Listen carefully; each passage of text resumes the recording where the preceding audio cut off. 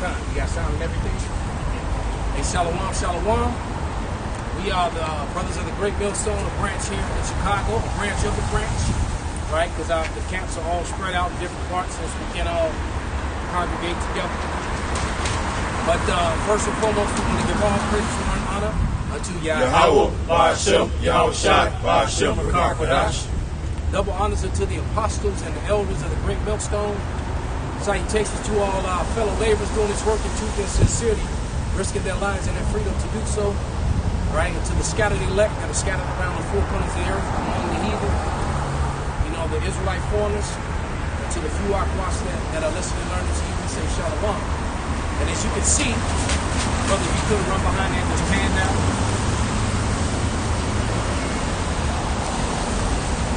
Right? This is a common thing, bring it back, here in America. Just heard a report that somebody get Ecclesiastes 12 verses 3 and 4. Just heard a report that it's more likely than not the schools will not reopen come this fall. All right, especially with all the extra scenes that are being done, right? And you know, the legislation and the mandates, right? Remember, mandates are not laws; they're mandates. Okay, and that's breeding a lot of division here in Babylon, right? Because of all these mandates. But nevertheless, going back to the report before we touch on the mandates, they're now saying that, hey, look, all these restaurants that shut down over the, when I'm up in some of the most what's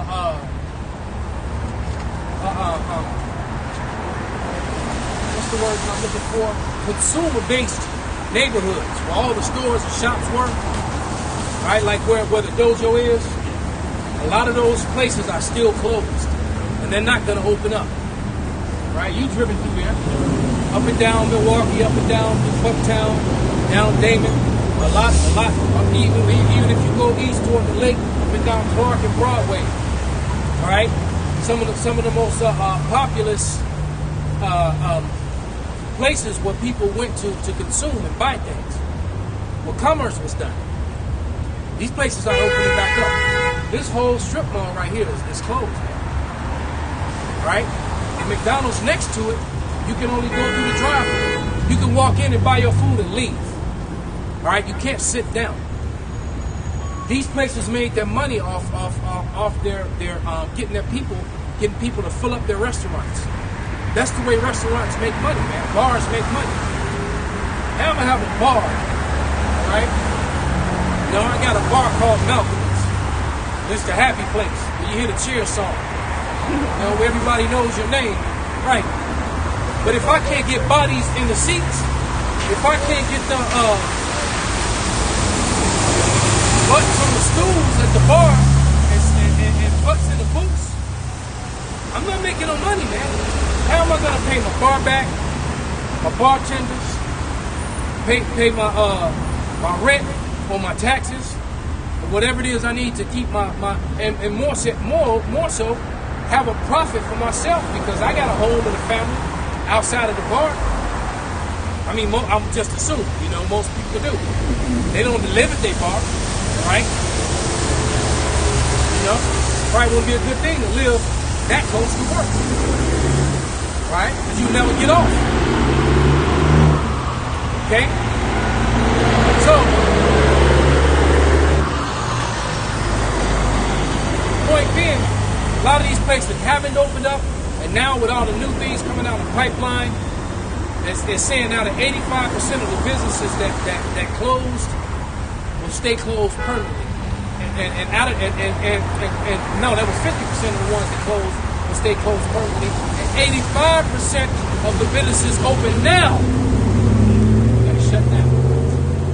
Grab this scripture. Any other precept you got? It's Ecclesiastes 12 and 3. And the day when the keepers of the house shall tremble, and the strong men shall bow themselves, and the grinders cease, because they are few. Right, the grinders ceasing, man. Factories, the output machine. right? The assembly line. They turning off the machines and walking away. And those that look out the windows be darkened. Hey, these got every week, man, the amount of people filing for unemployment is up. It skyrockets. All right? It skyrockets. Verse 4, and the doors shall be shut in the streets. Look behind us. Tax Plus Financial Services. All right? I'm looking at the mail slot in the glass door, and there's nothing but mail on the floor. Ain't nobody even here to pick up the mail. This place is finished, man. Read. When the sound of the grinding is low, and he shall rise up at the voice of the bird. Right, so now you got all these people in their 30s, late 20s, 30s, even some in their 40s, moving back home to their parents. You brothers remember my man Stockholm, right? The famous video back on Van Buren. I ran into my man Stockholm. We had a long conversation. Stockholm was very. Some of you people remember that video. That video, what, about 8, 9 years old now, maybe something like that. But my man Stockholm, we had a real good conversation, and I'm only calling him that because I can't remember his name, but that was the video, you know. And you know, and he scoffed, but the brother came back and apologized, and he's actually a cool dude. But he's ever learning and knoweth nothing, right? Because I can tell he's been reading scriptures from the conversation we had the other day. Then I ran into him yesterday again. I was about to get on the bus and he pulled up on his bike because why? Dude has got a master's degree and he's doing deliverance.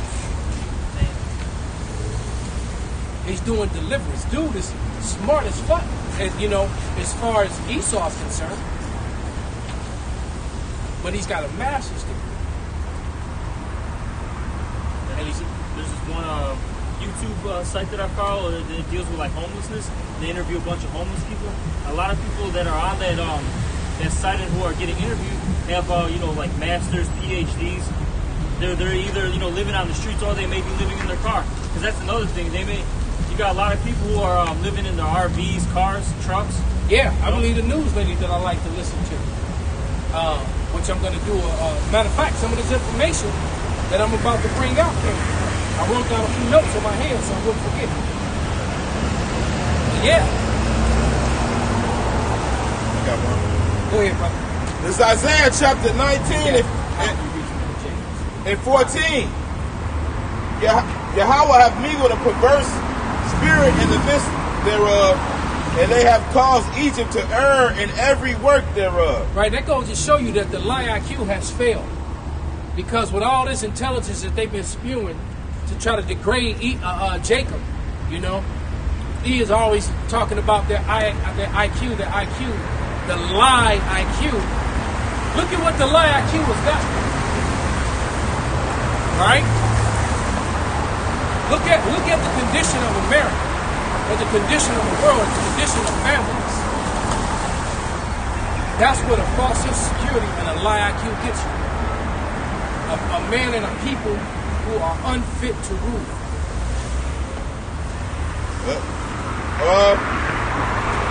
As a drunken man staggereth in his vomit, neither shall there be any work for Egypt. And I've seen that. All right? You know, back when I was young and I was working in the bars, being a bouncer and all that sort of thing, I constantly saw people throwing up and staggering in their own floor. Women too. It ain't a pretty sight, man. Yeah, you know, there ain't no way to be, man. You don't need to be drunk when you staggering in public, man. That ain't good. All right, go ahead, brother. Neither shall there be any work for Egypt, which the head or tail, branch or rush may do. Right, so you got people with all these skills, man. Pipe fitters, electricians. You know, jobs are getting scarce. Right? Getting very scarce, man. Everything is shrinking. All right? Now they're telling you to wear your mask at home, man. That's coming up. You know, pretty soon you ain't gonna be able to make love to your wife, man. It's gonna be social distancing. Yeah, right, you got social distancing. Yeah.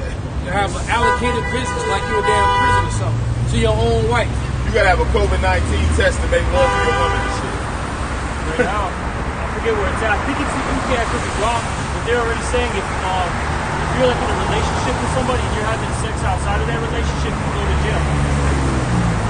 They're already like, but a woman who's been committing adultery, she gets half. But now, if people do that, they go to jail. Wow. Hey, why has things changed? Yep. Hey, in New York, they're saying, look, all social gatherings are shut down except Black Lives Matter. Okay? That goes to show you that it's a bunch of bullshit, Yep. man. It's all a bunch of bullshit now. Black Lives Matter ain't got nothing to do with so-called black people. Yeah. That's being ran and controlled by white people and the LBGT community. That's for them. All right? But back to the thing. Yeah, they want to cut because basically what they're doing is they're protecting their investment. They invested a lot in the Black Lives Matter. Go ahead, brother. They don't want to let it. You made something pop in my head. Go ahead.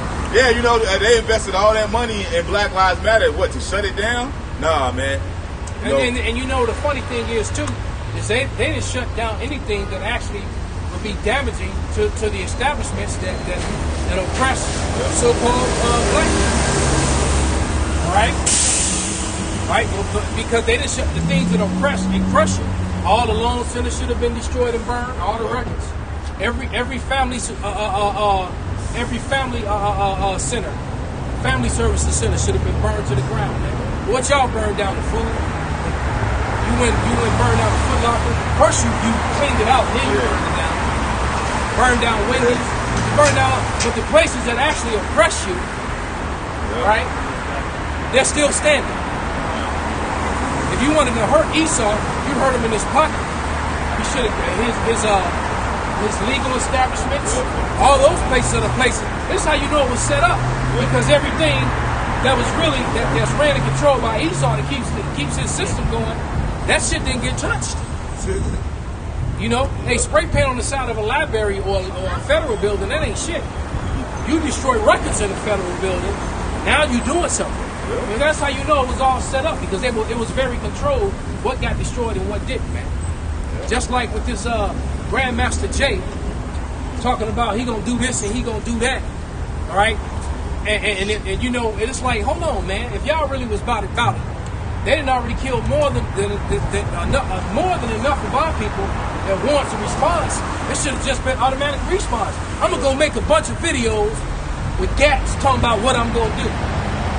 And you even got all kind of rap songs telling you that real killers move in silence. You don't go make a video about how you gonna shoot shit up and show all the everything you got and all the people you got. By the way, they got it together as close as we are. So you know, so one spray and you hit everybody. You know, it's just a bunch of madness, man. A bunch of lies, a bunch of talk, a bunch of propaganda. All right, because the real threat to Esau's kingdom, hold up that 1611, brother. Is that right there? That's the real threat to Esau, Edom's kingdom, right there. Right? Our full knowledge of that. Not Grandmaster Jay. Not none of that. Not Black Lives Matter. That's why they set up people like Grandmaster Jay, all right, and other Israelites, because they want to try and link us in with that. Because we're coming out this book in a way which is, and what we've done with this. The vibration of the Lord, the word of the Lord has gone out and it's sharpening any two-edged sword, and it's destroying this place. The vibration of the Lord is moving through this place and destroying it. This backs you up too. Jumping down to 16. In that day shall Egypt be like unto women, and it shall be afraid and feared because of the shaking of the hand of Yahweh of hosts, which is shaken over it. And the land of Judah shall be a terror unto Egypt, and everyone that maketh mention thereof shall be afraid in himself. Why? Because of the counsel of Yahweh of hosts, which he determined against it. Okay, so hey man, this is what got the elites afraid, man. All right, the counsel of Yahweh Bashim Shai, man. This word, man. All right, not no niggas with guns that's set up by the government, man. All right? Because they give you them guns, man. Hey, they show you in, what was that one movie, man? Hobbs and Shaw, man. A lot of them guns, you got to have the chip for that shit, man. They gonna be able to turn off your Draco, man. All right? You got something? Yeah. This is Revelation 11:10.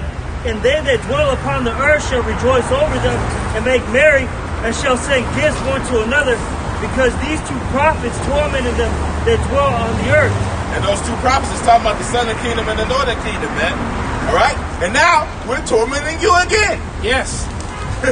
Verse 11. And after 3 days and a half, the Spirit of life from the Most High Yahweh entered into them, and they stood upon their feet, and great fear fell upon them which saw them.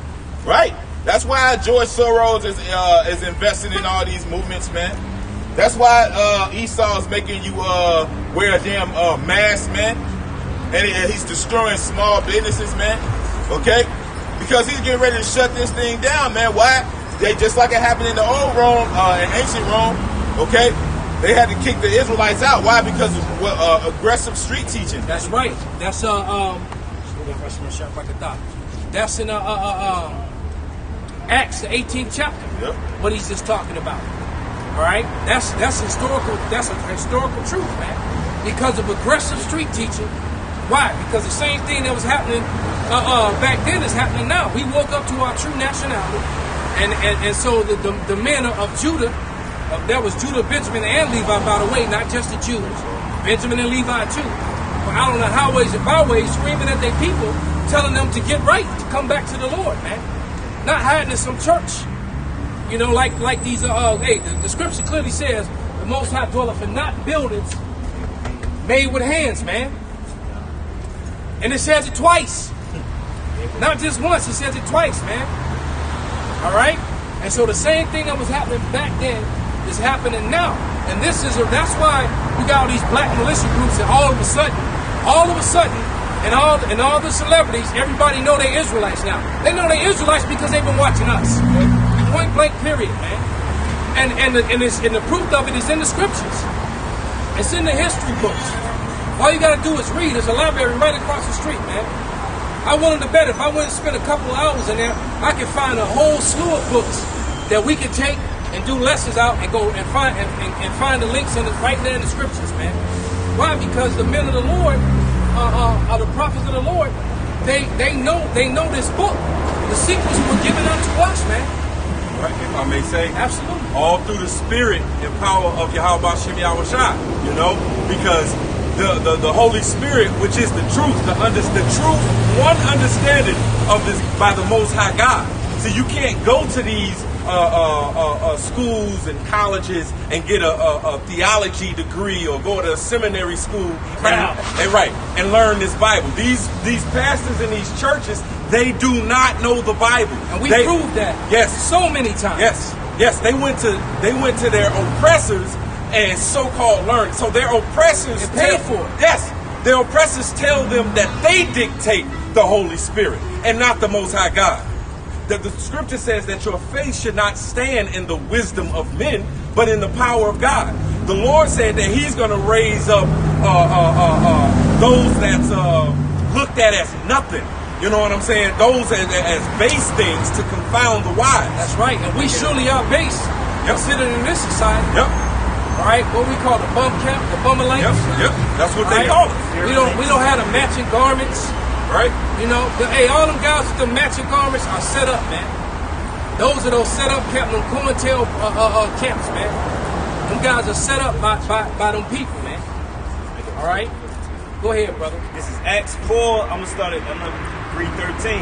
Now, when they saw the boldness of Peter and John, and they perceived that they were unlearned and ignorant men, they marveled, and they took the knowledge of them that they had been with Yahweh Shai. Right, and many videos I've watched of this brother right here, man. Many of the videos I watch where people will come up and think they know something and watch this brother cut the hell out of them, man. And this brother right here, and that brother right there. I've seen them all do it, man. And they come up because they so learned of their college and my professor and my pastor, all right? And they don't know of nothing, man. They can't break down what's going on right now. All right, go ahead, brother. What Give me that. We're going to go back to that. This is John 14:26. But the Comforter, which is the Holy Spirit, whom the Father will send in my name, he shall teach you all things and bring all things to your remembrance whatsoever I have said unto you. Right. And so he said, though you once knew these things, the Lord is giving us back the knowledge and wisdom and understanding of who we are, man. And how to defeat our enemy, which, hey, we've done. The battle was already won, man. Hey, We on matter of fact, we on cruise control. and with all the shutdowns coming, hey, the famine of word is coming soon. We're not going to be able to congregate again. They get ready to shut it all down. Get ready to share some info with you. Go ahead, man. They talking about, after I read, watching that video on their website, they said they want to do another shutdown coming towards October. Oh, it's going to happen before then. The way it's going. It's going to happen before then. I guarantee you, it's going to happen before then. I was just telling before you brothers walked up, they said 50% of the business is shut down already and never going to open again. 85% of the ones that are open now are going to shut down within the next month and a half. This place is over. United just let go of 35,000 people now. 250 pilots, all the maintenance and majority of the flight attendants, man. All right? Ain't nobody going nowhere, man. Ain't nobody going nowhere. And now, let me drop this on. This is where I wrote my notes. You got 20 states. All right, 20 states that are getting ready to do mandatory masks. Illinois is one of them. All right, and so is Wisconsin. So Indiana's talking about it. Wisconsin's going to do it. All right, and so Illinois is on this list twice because now you got another 17 states that are going to do state-to-state checkpoints. All right, somebody get second Ezra. I got something. I got you. This is second Ezra. Yeah. You got 17 states that are now going to be doing checkpoints. All right, total checkpoints, man. Meaning, when you driving into the state, they gonna set it, and if you coming into the state to visit, so all us going back and forth to camp, all that's about to be over, man. Midwest been doing a lot of intermingling back and forth, between the different camps in different states. All right, because like I said, 17 states, and Illinois is on that list too. And guess what? Connecticut's on both lists, so they coming after our elders, man. They going after the apostles. Why? Because we're the threat, man. It's crazy how with most of the brothers that's what Corona hit the worst. Yeah. It's funny how that works, man. LA and some of the major hubs with the biggest camps, all the camps are linked to, right? Yeah, because even in that, Marion County got hit the hardest, and that's where all the brothers at. How such a coincidence that all the brothers is in this area, and Marion County is the one that get hit the most. Interesting. But I don't trust them. Hey, with Esau, you never know, man. Hey, pretty soon you're gonna need spiritual powers to travel, man. Hey, it's true, man. Like Star Wars, these are not the droids you're looking for. That's right. You know what I'm saying? It's so true, man. Just watch the movie. I gotta finish it. It's called The Old Guard, man. Yeah. You can clearly tell that they're talking about the Israelites. Just that's 5 minutes into the movie, man. All right, that's the Old Guard, and they, of course, he always puts a twist on it because you can't make the world right. All right, you got to wait on the Lord to make the world right, man. All right, but basically, they are a group of immortals going around trying to just save people and stop wars and all this shit. Right, trying not to be exposed that they're immortals. All right, gotta keep that flickering. But get that, brother. Second Ezra 15 and 17. A man shall desire to go into a city and shall not be able. And so, hey, that's where we're headed. All right, and then guess what? In the midst of it, you got the states define the president, governors define the president, the mayors define the governors. All right, because now Atlanta is an open travel state, but the mayor of Atlanta is locking Atlanta down in defiance of her government. Right? It's the same thing how Rome feels, man. What happened in Rome, man? It was a lot of beef between the leaders, man. They wasn't on one accord, man. They never were on one accord from the time that they set up. As a matter of fact, real quick, somebody get Daniel 8, and I think it's 11 about when the horn broke and then the 4 horns. This is 11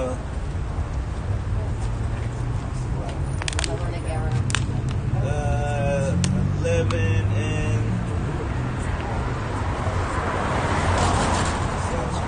King of the South. I got a fast one. Go ahead, brother. This is Isaiah chapter 24, verse 10. The city of confusion is broken down. Every house is shut up, that no man may come in. This is going into martial law, okay? You know, eventually, you're not even going to be able to travel from neighborhood to neighborhood. You know, let alone going from, city to city, state to state, all right? It's going to get that bad where if you're out and about and you don't have any, permission, you're going to get killed on sight, man. I'll back you up real quick.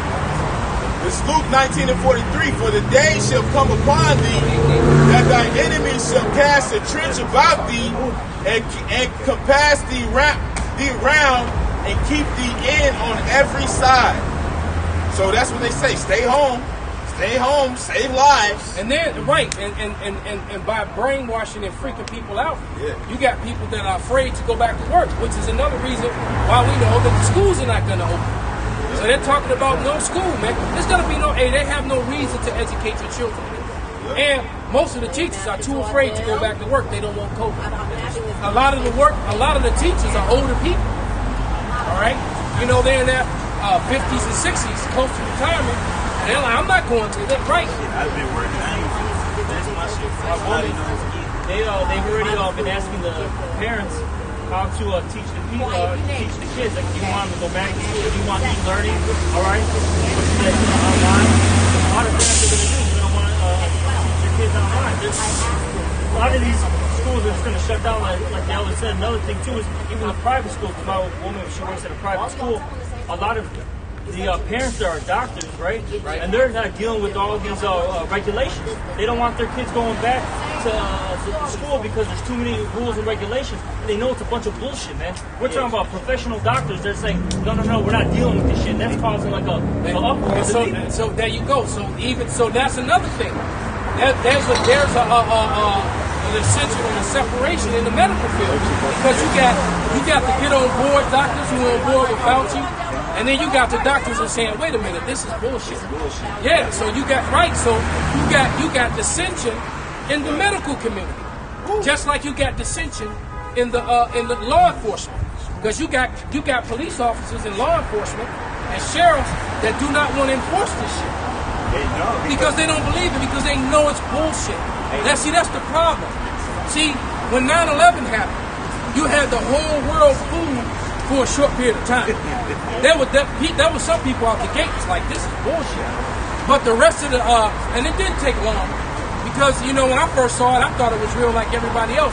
But literally within a couple of weeks, couple of months, all the holes, all the Swiss cheese started showing itself. Right. So, and then within 6 months to a year, everything was out about how it was like. And it was like, damn. So all you people who still believe in it, just because they celebrate it and put it in their history books, it's a motherfucking lie. It's a lie, like everything else. All right. This thing was not like that. See, the problem is now you've covered, not all of them, but many of them, to research and question and look up things. All right? You have the internet, and see, the internet is actually your downfall. All right? So every time, so now, because information travels so fast now, when a story happens, within hours, the social media got the story before the news happened. And they have the counter story. They're already telling you, well, this is what the news is going to say, but here's the footage of what really happened. That's why with the social media, they want to basically shut it down, and then they're fighting all these companies. They're telling like the Instagrams, the Facebooks, like if you're not basically getting rid of this fake news, all right, because that's what they call the truth fake news, then we're going to find you. Right. You can sit up and tell a story and put it, like that one story that went out where almost every news station around the country all reported 33 cases. increase. Same thing. Exactly 33 in every. Man, come on, man. But yeah, right. It was code words. From the, so from the east to the west to the north to the south, every local news agency reported the same damn numbers, man. If you can't see that that's totally controlled and scripted and a lie, everybody. That was about 2 weeks ago. Report went out. There were 33 new cases. There were 33 new cases. There were 33 new cases. They was like, what the? Are you serious? People ain't as dumb as they used to be. Exactly. You know, 'cause the internet, hey, the Lord, like the scripture say, they don't lies that goes forth, it uttered the voice day and night, man. Right? And this knowledge is being out there where people can just grab it, man. It's just out there, man. You can just grab it. Yeah, you created the cloud that they can actually reach. You know, you can just type something in and it'll pop right up, man. Yep. And Esau's scrambling, man. That's why. Because he can't delete and pull stuff down fast enough. God. Give me that real quick though, so like hold that thought. Got it? Give me that 8 and 8, bro. This is James 8 and 8. Therefore, the heat goes wax very great. And that was Esau, Edom, that and talking about them, and mainly Alexander right there. Go ahead. And when he was strong, the great horn was broken. Right? And for it came up, 4 nobles run toward. So 4 notables. So there you go, man. 4 notables. Because what? Alexander died, and then his kingdom got divided by 4 of his men under him. All right, and so Esau, with their lie IQ, they've been fighting among. They can't even share the power together. They ain't never got along. Because you know he get in front of him, then he get back in front of him. And he said, "Wait a minute, it's me." Right? Everybody exactly. And that's what the scriptures talk about, man. Hey, the way the wicked rule, man. The people mourn when the wicked rule, because they so greedy. It's enough for everybody to rule, but they just want to. I want to be the one on top, man. Right, it's enough for everybody to be at peace. Yeah. But Esau. But the thing is that Esau wants to tax everyone and everything. He that's his new world order. He wants to bring everyone together. We're all together. Good. But I'm in charge. Yeah, right. Right. We're all together. We're all equal. But I'm in charge. Right. Right. That's Esau. We all equal, but I'm the only one eating steak. Right. Your ass eating noodles. Right. Or your ass eats some shit that Bill Gates of hell, a meat substitute he done created in a laboratory. But you got whole farms with goat, sheep, and cows and all that. You eat real meat. Everybody else eats something else. No, man. Go ahead, bro. This is Habakkuk 2 and 5. Yet also because he transgresseth by wine, he is a proud man. Neither keepeth at home, who enlarges his desire as hell. Right, because he enlarged you. Look, Esau will come into your land, all right? And then when you try to defend yourself from bringing democracy to break up his family, so his daughter been wearing long garments and covered up, Next thing you know, she got on her booty out, her cleavage out, she twerking, climbing poles, popping it. She want, right? So they don't want that anymore. Right? It's like, no, man, I don't. It's like I don't want my wife to rule over me. I don't want my wife to be the one going to work. I want to be the man to rule my household like it's been for thousands of years. But here come Esau with democracy, and what comes with democracy? Broke, rich people, LGBTQ, all that other stuff that comes along with it. Exactly, all that poison that destroys families and destroys the fabric of societies. So then, when men decide that they don't want this, and they try to fight to defend their land and their resources, because I happen to have water, oil, or trees, or iron ore, or something in my land that you want. So when I try to defend what's mine, right? You call me an insurgent. You a terrorist. Wait a minute. I live here. How you gonna kick in my door where I live and then call me a terrorist for defending my house? Yeah, really, he the real terrorist. Because the scriptures say the devil can come not. But exactly. With his Esau model, man. Once he sees something, he'll plan up how to set somebody up, go in there to infiltrate. He'll kill off the people.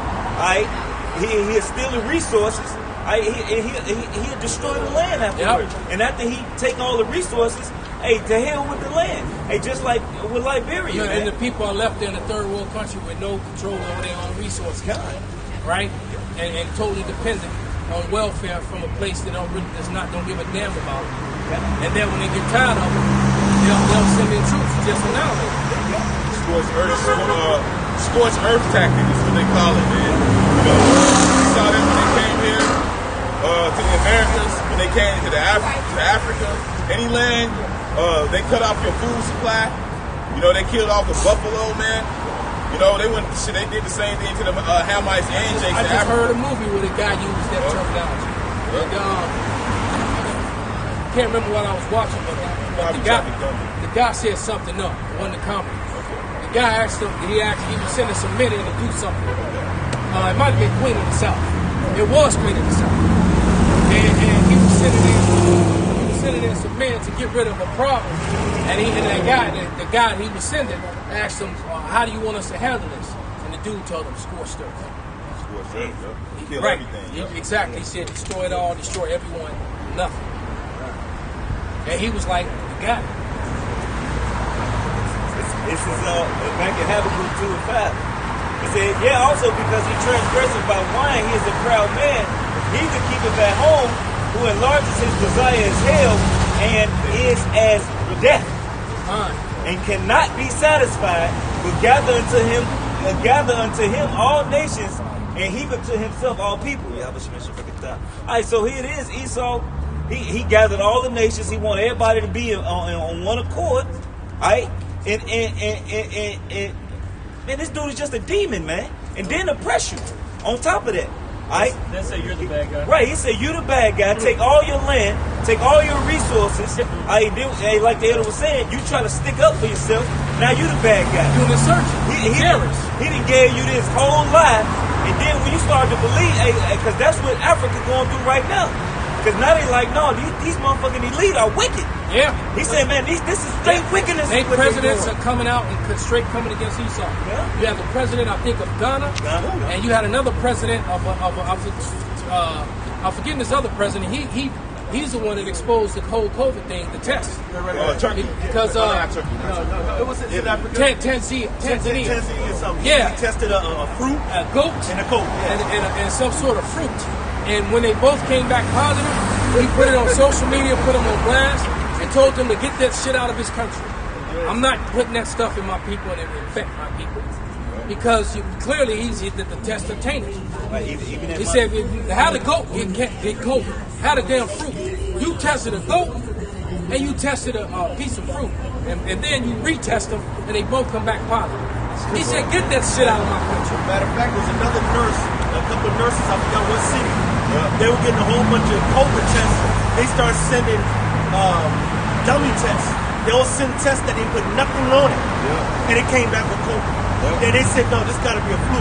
And they sent more. And it came back as COVID. When they just blank shit, and it came back with COVID. There it is. So the numbers are being fabricated. I just made the statement that the medical industry is now having there's an insurrection within the medical industry because you've got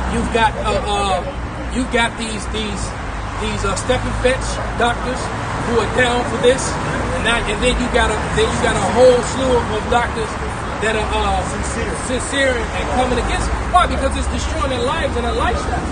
It's not. They're not, because they could have came against the medical industry 20 years ago with vaccines. They didn't speak up. But now that it's shut down America, fucking with their money and their families and their lifestyle, now all of a sudden all the doctors want to speak up. So these doctors are full of shit too, because they've known about the malpractices and the falsehoods of the pseudoscience that was being used in the medical industry all along. But now that is affecting them directly, their pocketbooks. All right. Now all of a sudden they so sincere. All right. Now I will give, what's her name? The one chick, the fake Jewish chick, Mikovich, or what's her name? The one that they locked up for 5 years and never even charged her with anything. All right. She spent 5 years in federal custody and never was charged with anything. All right. Because she came against Dr. Fauci. Because she was one of the people working on the vaccination. Give me that 1 Timothy 6 and 2. Can I bring this out? Yes.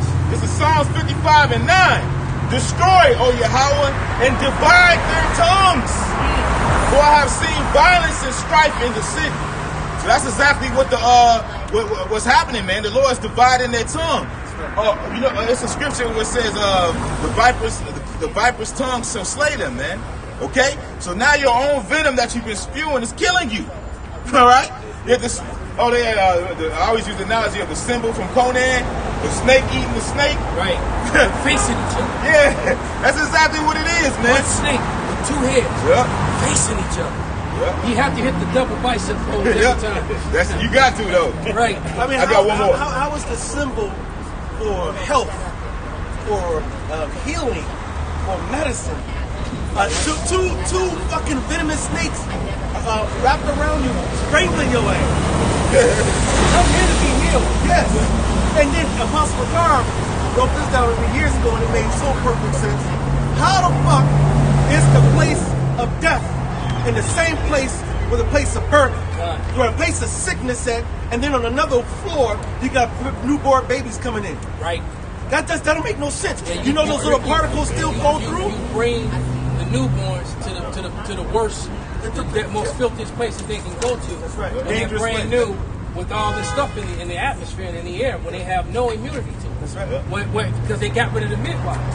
Right? And so that's what it's because if you go back 60, 70 years, all right, and you start talking to the people that are, you know, in that late 60s, 70s, 80s, and 90s, a lot of those people were born at home. That's right. The midwife would go to your Right? house. They were born at home. That was normal. Yep. Go to Right. the tub. They'll a lot of you had a lot of water for births because they'll go to the tub and they will have the baby in the tub. You had the midwives go to the house and they'll camp out on a regular basis when they know it's around that time until you have that baby. You only went to the hospital if there was an emergency, Complication. a complication. So they got rid of the midwives, man. And then all of a sudden, right, and because they either had them in the tub or the old way, man, when they had the two posts. And then gravity worked. Stoop, yeah. Right, you stood on the stoop. They locked in there where it held them up. And they just held on and let gravity work the way it's supposed to. You laying flat.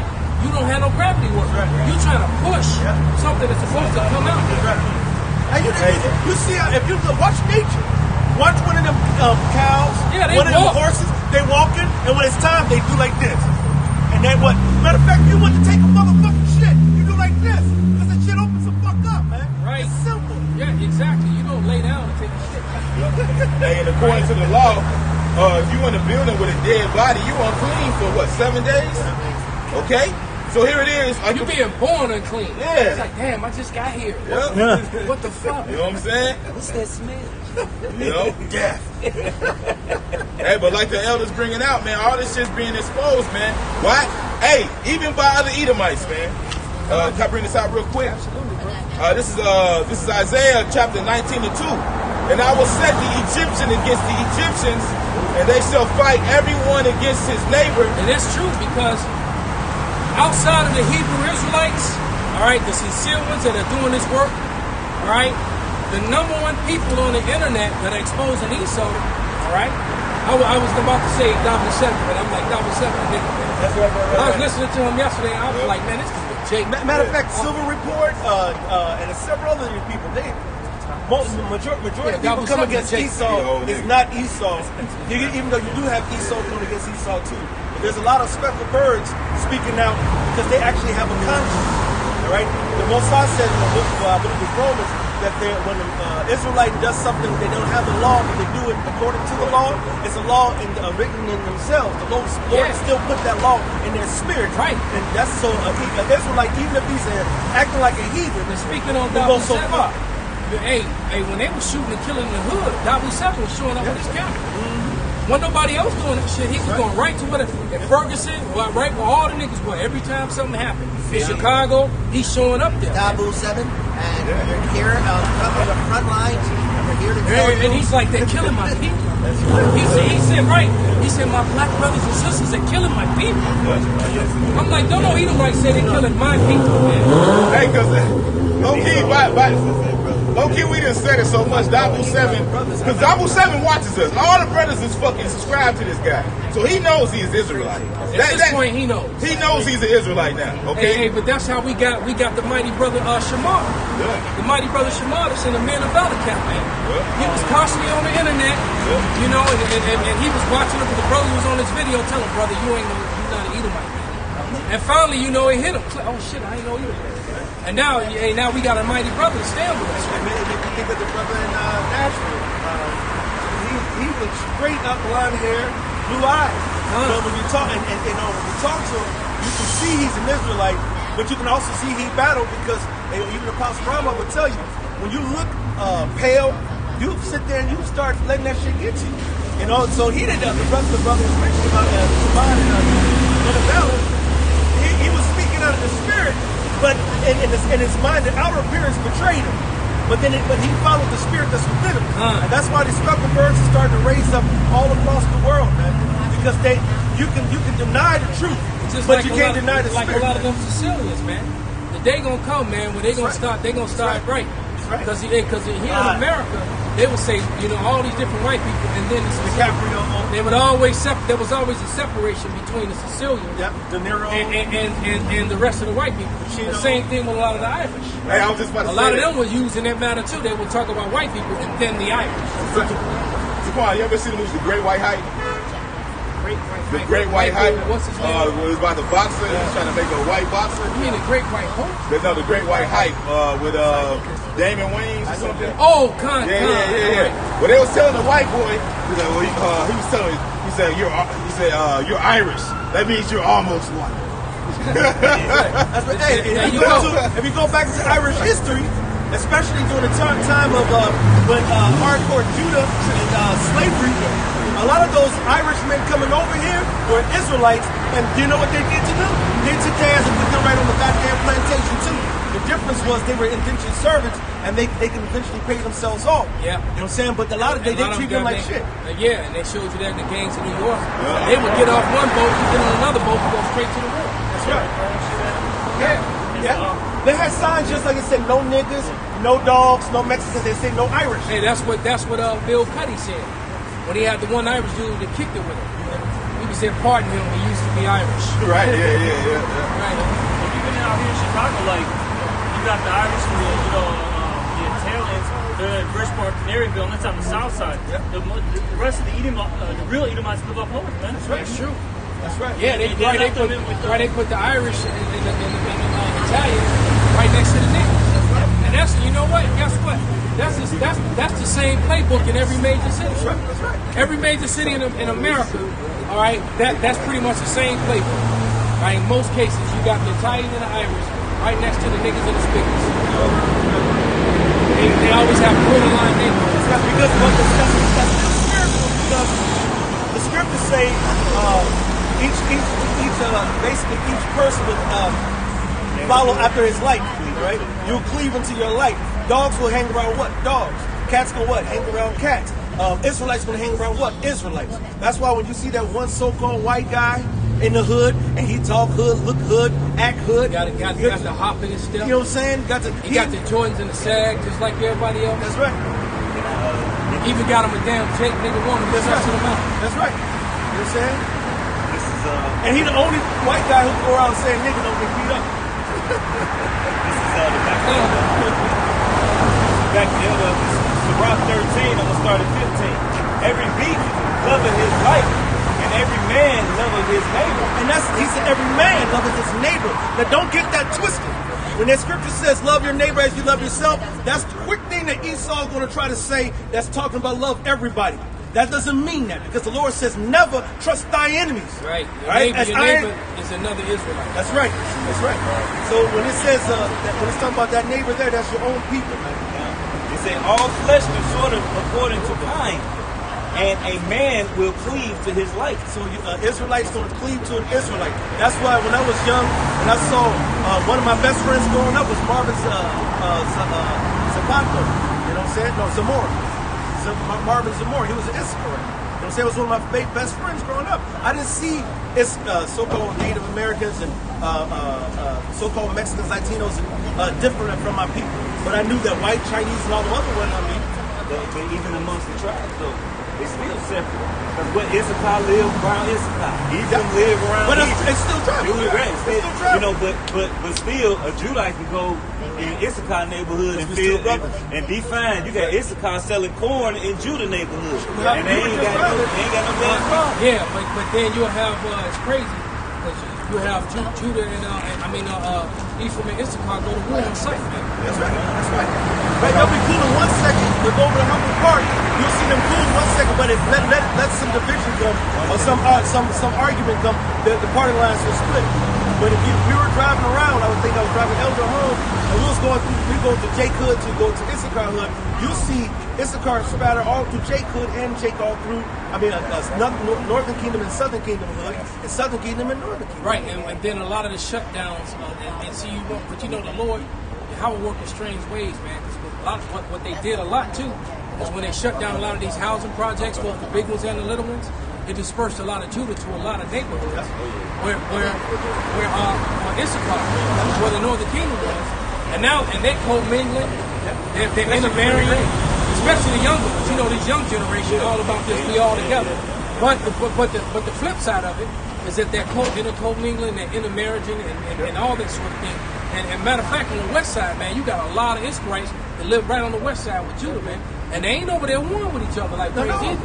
Matter of fact, Judah war more with each other than they do with Issachar. Absolutely. Right.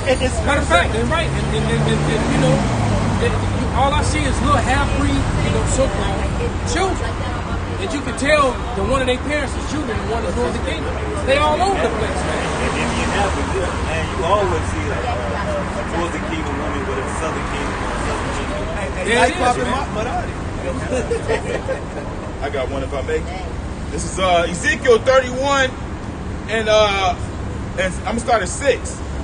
All the fowls of heaven made their nest in his boughs, and under his branches did all the beasts of the field bring forth their young, and under his shadow dwell all great nations.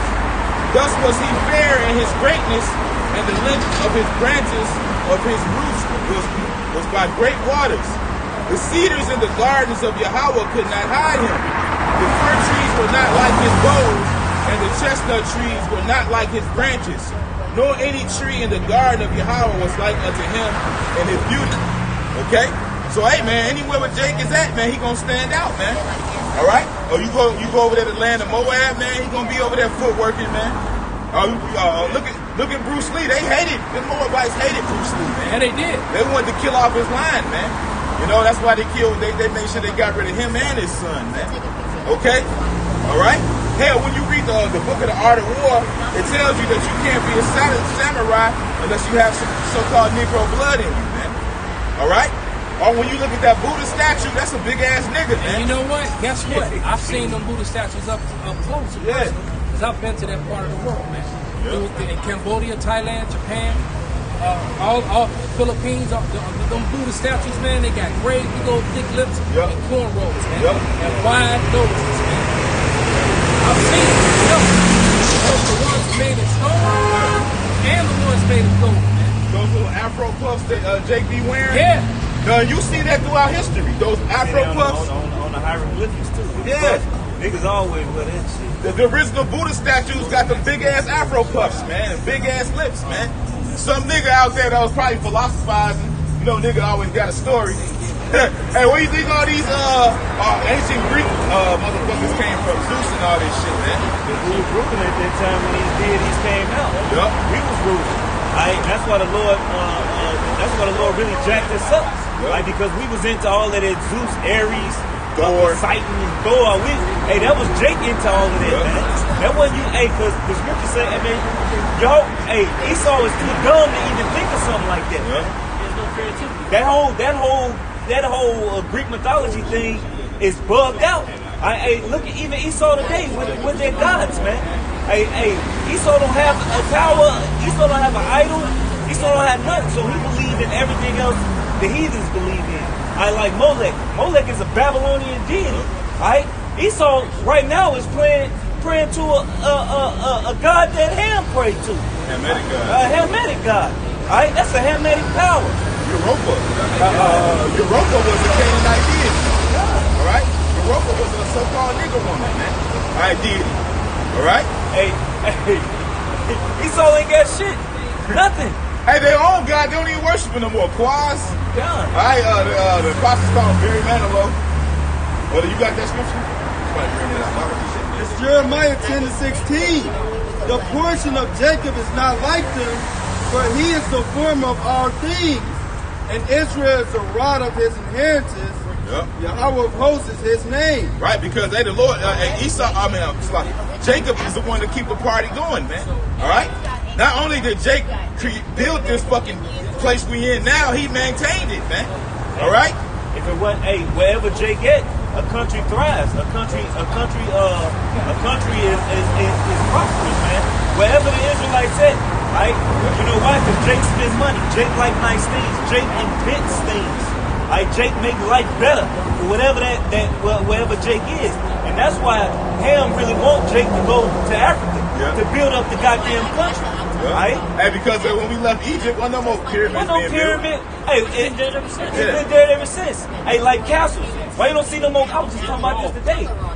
Ain't no more castles being built. Why? Because the people went to fucking captivity that was building. I follow like castles and architecture in Europe. Bro, they have like fucking castles on water. They got castles and mountains, bro. On the side of a mountain, that's what I'm saying, bro. And how come Esau hasn't? If Esau was the original inhabitants of that land, how come these things haven't been built again? Right. Why they ain't building the same way? Yeah. Hey, look how Esau built.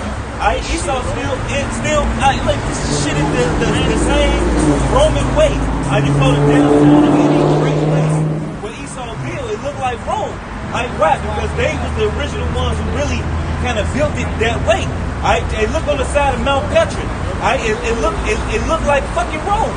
It looked like a Roman pillar chiseled into the side of a mountain. But when you look at these castles, why ain't no more castles being built?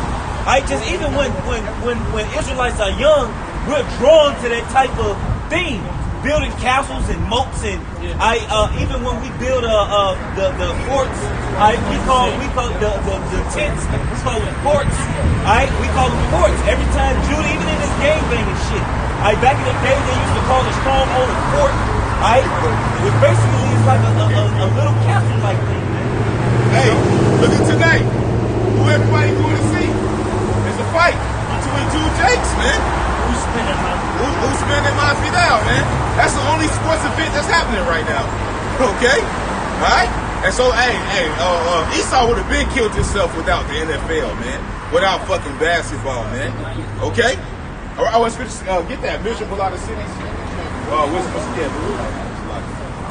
know what I'm saying? Quick! Hey, because, Esau is look how he dressed, man. He dresses miserable, man. He dressed like a depressed. Look at oh my God, look at Bill Gates and his wife, man. All this money. They made fun of Bezos, the Amazon owner. Yeah. This is like in 2000, man. This guy had like $8-9 billion. This dude was driving a fucking man, bro. You got all this money and you driving a fucking Honda. You have money to fucking spend. Hey, he said, oh, it's a reliable car. Man, you're a fucking bitch. Hey, Esau dressed the way he cooks, man. All right, bland as fuck, man. No season on that shit, man. Go ahead, bring it up. It's Ecclesiastes 19:7. Matter of fact, I'm gonna start it. Damn. This is I'm gonna start at 5. Ecclesiastes 10:5. There is an evil which I have seen under the sun, as an error, as an error. While he is saying great things, and the rich sit in low places. They say, I have seen service upon horses and princes walking in service upon the earth. So here it is. Jake has a ruling class mentality on top. Alright, so that's why Jake, even in that lower state, look at these. Jake ain't got a lot of money, but Jake gonna put some nice shoes on their feet. God damn it, Jake gonna make sure their house is bougie. Alright, Jake gonna drive a nice car. That's the spirit. That's the spirit of the Israelite. Look at King Solomon. I was just, they thought, the Queen of Sheba was so wooed, she thought his servants was kings. Was kings, and they was just servants. Yeah. So they probably was icy. They probably had a big ass chain on their neck. I probably had rubies and everything, man. The service was rich, man. Colorful garments. Look, the scriptures talk about how the glory of Solomon. It mentioned even in all the beauty of Solomon that a lily is dressed better than Solomon. So the Lord had to compare something that He made, to the beauty of Solomon. So Solomon had the best of everything. You know how spiritual that is? Because there's some lilies right there. God, lilies are beautiful. Lilies change colors. Lilies they go from one color and blend. They go from a yellow to blend into a red. So that means Solomon, man, when he was in his full glory, he had solid gold lions. Sitting next to in his house, man. It took him 7 years to build his house, man. 14 years to build his house, 7 years to build the temple. It took 7 years to build the temple, 14 years to build your house. Esau to build a house in 6 months. Oh shit, yeah. Oh, when they start building the condos, man, you walk past it. First they got to dig the pit. A week later, the whole shit built. The whole family. King Solomon had men that the Lord put the spirit on them and beating brass, beating gold, so they would chisel designs into the gold.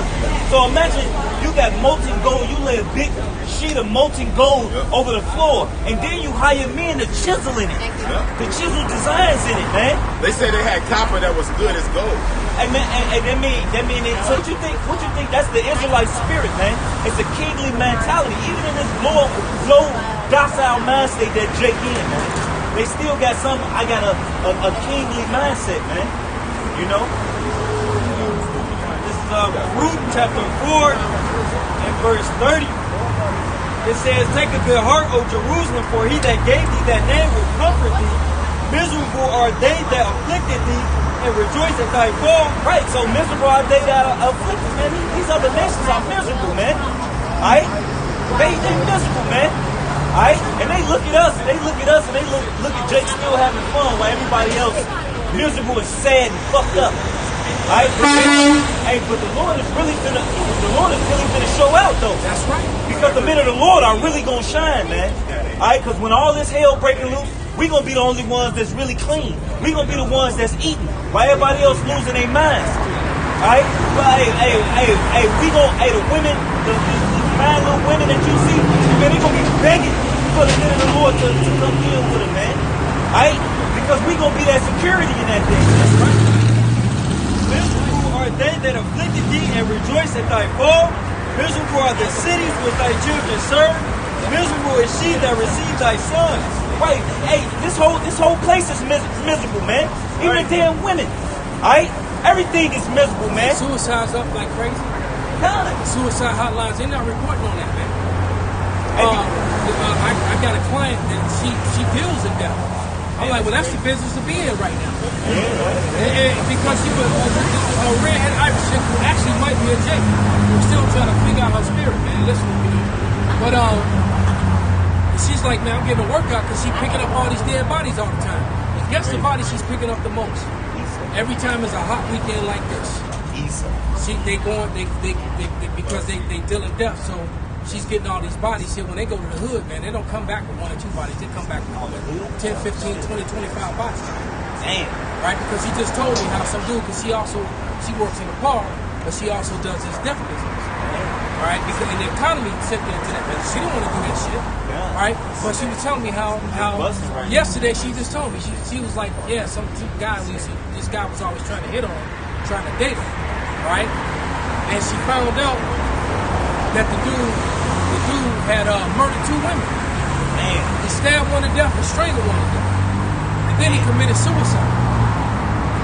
And the dude had just asked her out like 5, 6 months ago. He just said, fuck it. So, yeah, he already strangled a bitch and stabbed another one, man. He'd already killed 2 women. Then it turns out, here's to make the story even crazier. Guess who had to go collect his dead body? She did. She was like, what the it's right. He called the Lord's Failure, man. Yeah. You probably wanted to slice her throat, Jack the Ripper. Exactly, man. I'm like, yeah, but nevertheless, man, Hey, that death is coming to you people who don't want to listen to the many. It's mad. Right? Majority of people. That's the problem. Because the Lord says the world that He made to come is for you. Right now He says the world that He made now is for Him. And so if you think about that, what you said is a mouthful. He said the world to come is for you. All right, meaning the Israelites. All right, because the rest of the Israelites, the 2/3 they got to be born because they got to receive that what? That death by pain. They have to receive that death. The 2/3 of our people, meaning the majority. That means for every 3 of us, 2 is going to die. Right? So if you got 3,000 Israelites, 2,000 is getting put to death. Right? Do the math. If you got 3 million, 2 million is going to die. And that's Israelites. That's Israelites. Now, but when you go to the heathen, most high about all Edomites over here left in America, they gone.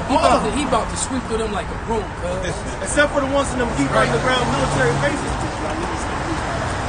Israeli, there's a difference. That's a wonderful question. Now, L-Y, now you said Israeli. Now, don't get spooked by the L-I.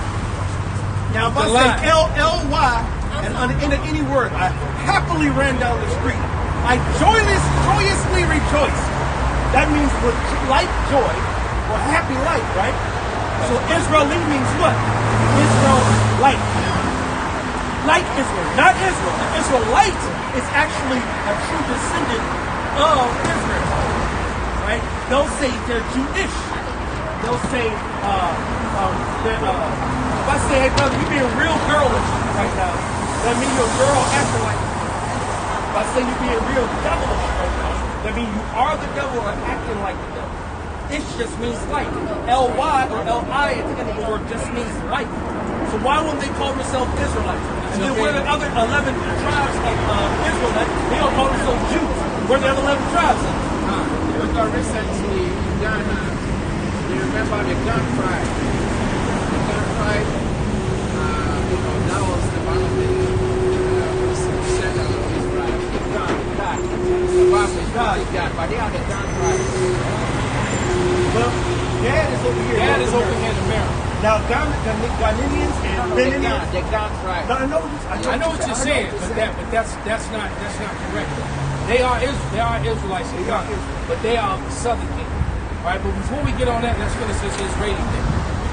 When you look up the definition of Israeli, when you look it up, it's going to tell you that that is a modern day citizen of Israel, not to be misconstrued with an actual Hebrew Israelite. The Israelite was from the tribes of the 12 tribes. All right, so that's two different things.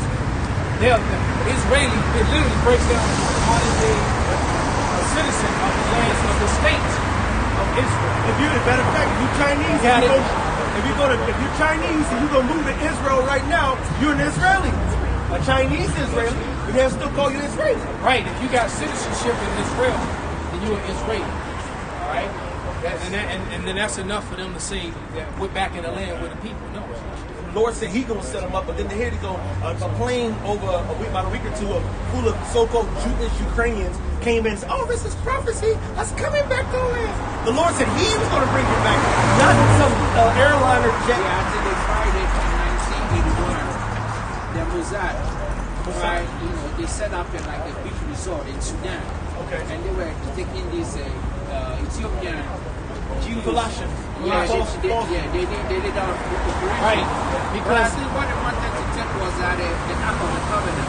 That's what they wanted to take. But they couldn't. They don't have the Ark of the Covenant. According to the Bible, the Ark of the Covenant is in a mountain range in Kenya. The Lord said He needs the rain. He's not going to allow them to get it. And then I'm going to tell you what that was really about. It's not in Ethiopia. It's not in Ethiopia. The Lord has the Ark of the Covenant.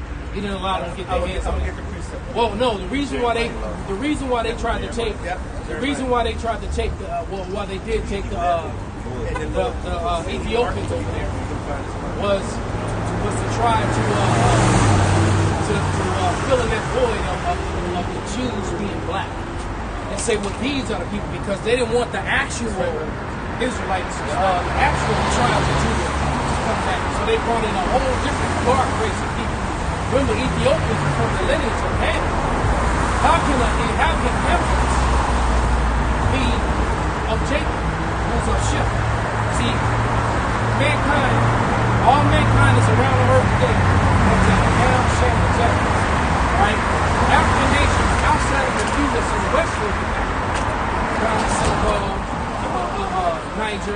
Syria, those places.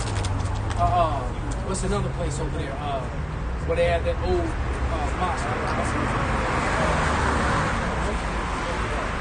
I'm trying to think of it. Is it Mali? Mali, yes. Those Israelites settled in that part of Africa. The rest of the people, the rest of the people in Africa were mainly Hamites, the actual sons of Ham. Right? You got to know. Israelites went to Africa to blend in other dark people, so that they wouldn't be picked off so easily by the Romans. That's what happened. That's why so many Israelites are still in Africa today. And now they've been there for generations, so they mix and scattered all over the place. That's right. Even all as far as South Africa to Ethiopia, all across. According to the Bible and historians as well, Josephus and other from Rudolph, from Babylon to Timbuktu, the historians and the documents and the scriptures say millions of Israelites black Jewish slaves, which just means fled from Israel to Africa. Yeah, they took went me from across Roman persecution during the time of Vespasian, during the time when they sacked Israel in 70 AD. That's right. They came over to what they call the Atlas Mountains. Right? They came over those mountains. The same ones that Barker, Hannibal Barker came over. They went through those mountains down into, and then they started going down into South Africa, along the River Niger, all the way down into, there it is. And I got that precept to show you. To see, if you let Esau, this is a white man, and then especially his movies and shit, talk to you, you would think the Ark of the Covenant is in some CIA spot boxed up and shit. Is it Indiana Jones got it? It's in a warehouse somewhere. This is Second Maccabees 2 and 1. It's also found in the records that Jeremiah the prophet commanded them that were carried away to take up the fire as it had been signified. You go back into the time of Jeremiah, what was going on? Babylon accepted before Babylon took down Israel. Jeremiah prophesied to get the people to repent. They didn't repent. They didn't get their shit together. And so the Lord took them down during Jeremiah's time. Hold that thought. Keep that, please. Jeremiah 17:4. Beautiful. Because you got to understand, it was time for us to get cut off from our heritage. That's right. So we couldn't have the Ark of the Covenant and still have our heritage. That's right. So it's time. And it's power. Because if we were able to produce the Ark of the Covenant, that would fuck everything up that the Israelis think, because they run everything, including the internet that we're on right now. That's right. And let four real Levites of how about you now? We got a Levite right here with us. And let's touch that Ark. He wouldn't touch it. He could. And that power of that Ark would destroy everything. We would have too much power. The Lord said, "No, we got to put this up." And then I was able, if I'm not mistaken, I forgot what nation took it, but they got plagues. Hamites. They took the Ark. Which Philistine is how you say modern day Palestine. Right? So those people in Palestine, they don't belong there either. Those are sons of Ishmael. Those are Arabs. Those are Ishmaelites, sons of Ishmael. The Palestinians were Africans, so-called Africans, darker people. That's right. All right, but go ahead, brother. Get that Jeremiah 17:4 and then. This is Jeremiah 17:4. And thou, even thyself, shalt discontinue thy heritage. We were going to be cut off from my heritage. So removing the Ark of the Covenant amongst us to this day was a big part of that. Even thyself shall discontinue from thy heritage that I gave thee. Because they've challenged us. Well, where are your relics? We said, well, damn, where are your relics? Right. The scripture said we were going to slavery on ships with yokes of iron and chains. Yeah, we got all kind of relics. Where yours at, so-called white man? And so if we had the Ark of the Covenant, we were able to drop the mic and bam! They wouldn't have the... Right. If you really want to mess the Edomite up, ask him where his relics are before the time of the Greeks. Yeah. Because they ain't got none. There was a zero. Yeah. Or you have to go to Petra. They won't show you no relics. You'll find Greekish-like relics in Petra, right. which is their true home. Yep. The caves, the first caves they came from, the Caucasus Mountains were their second home because they got forced up in there by us. Petra's modern day Jordan. That's right. Right? So it says, and I will cause thee to serve thy enemies in the land which thou knowest not. So this day, you is a whole nation in another person's land serving them without. What's the only race of people that has no land for themselves? by themselves.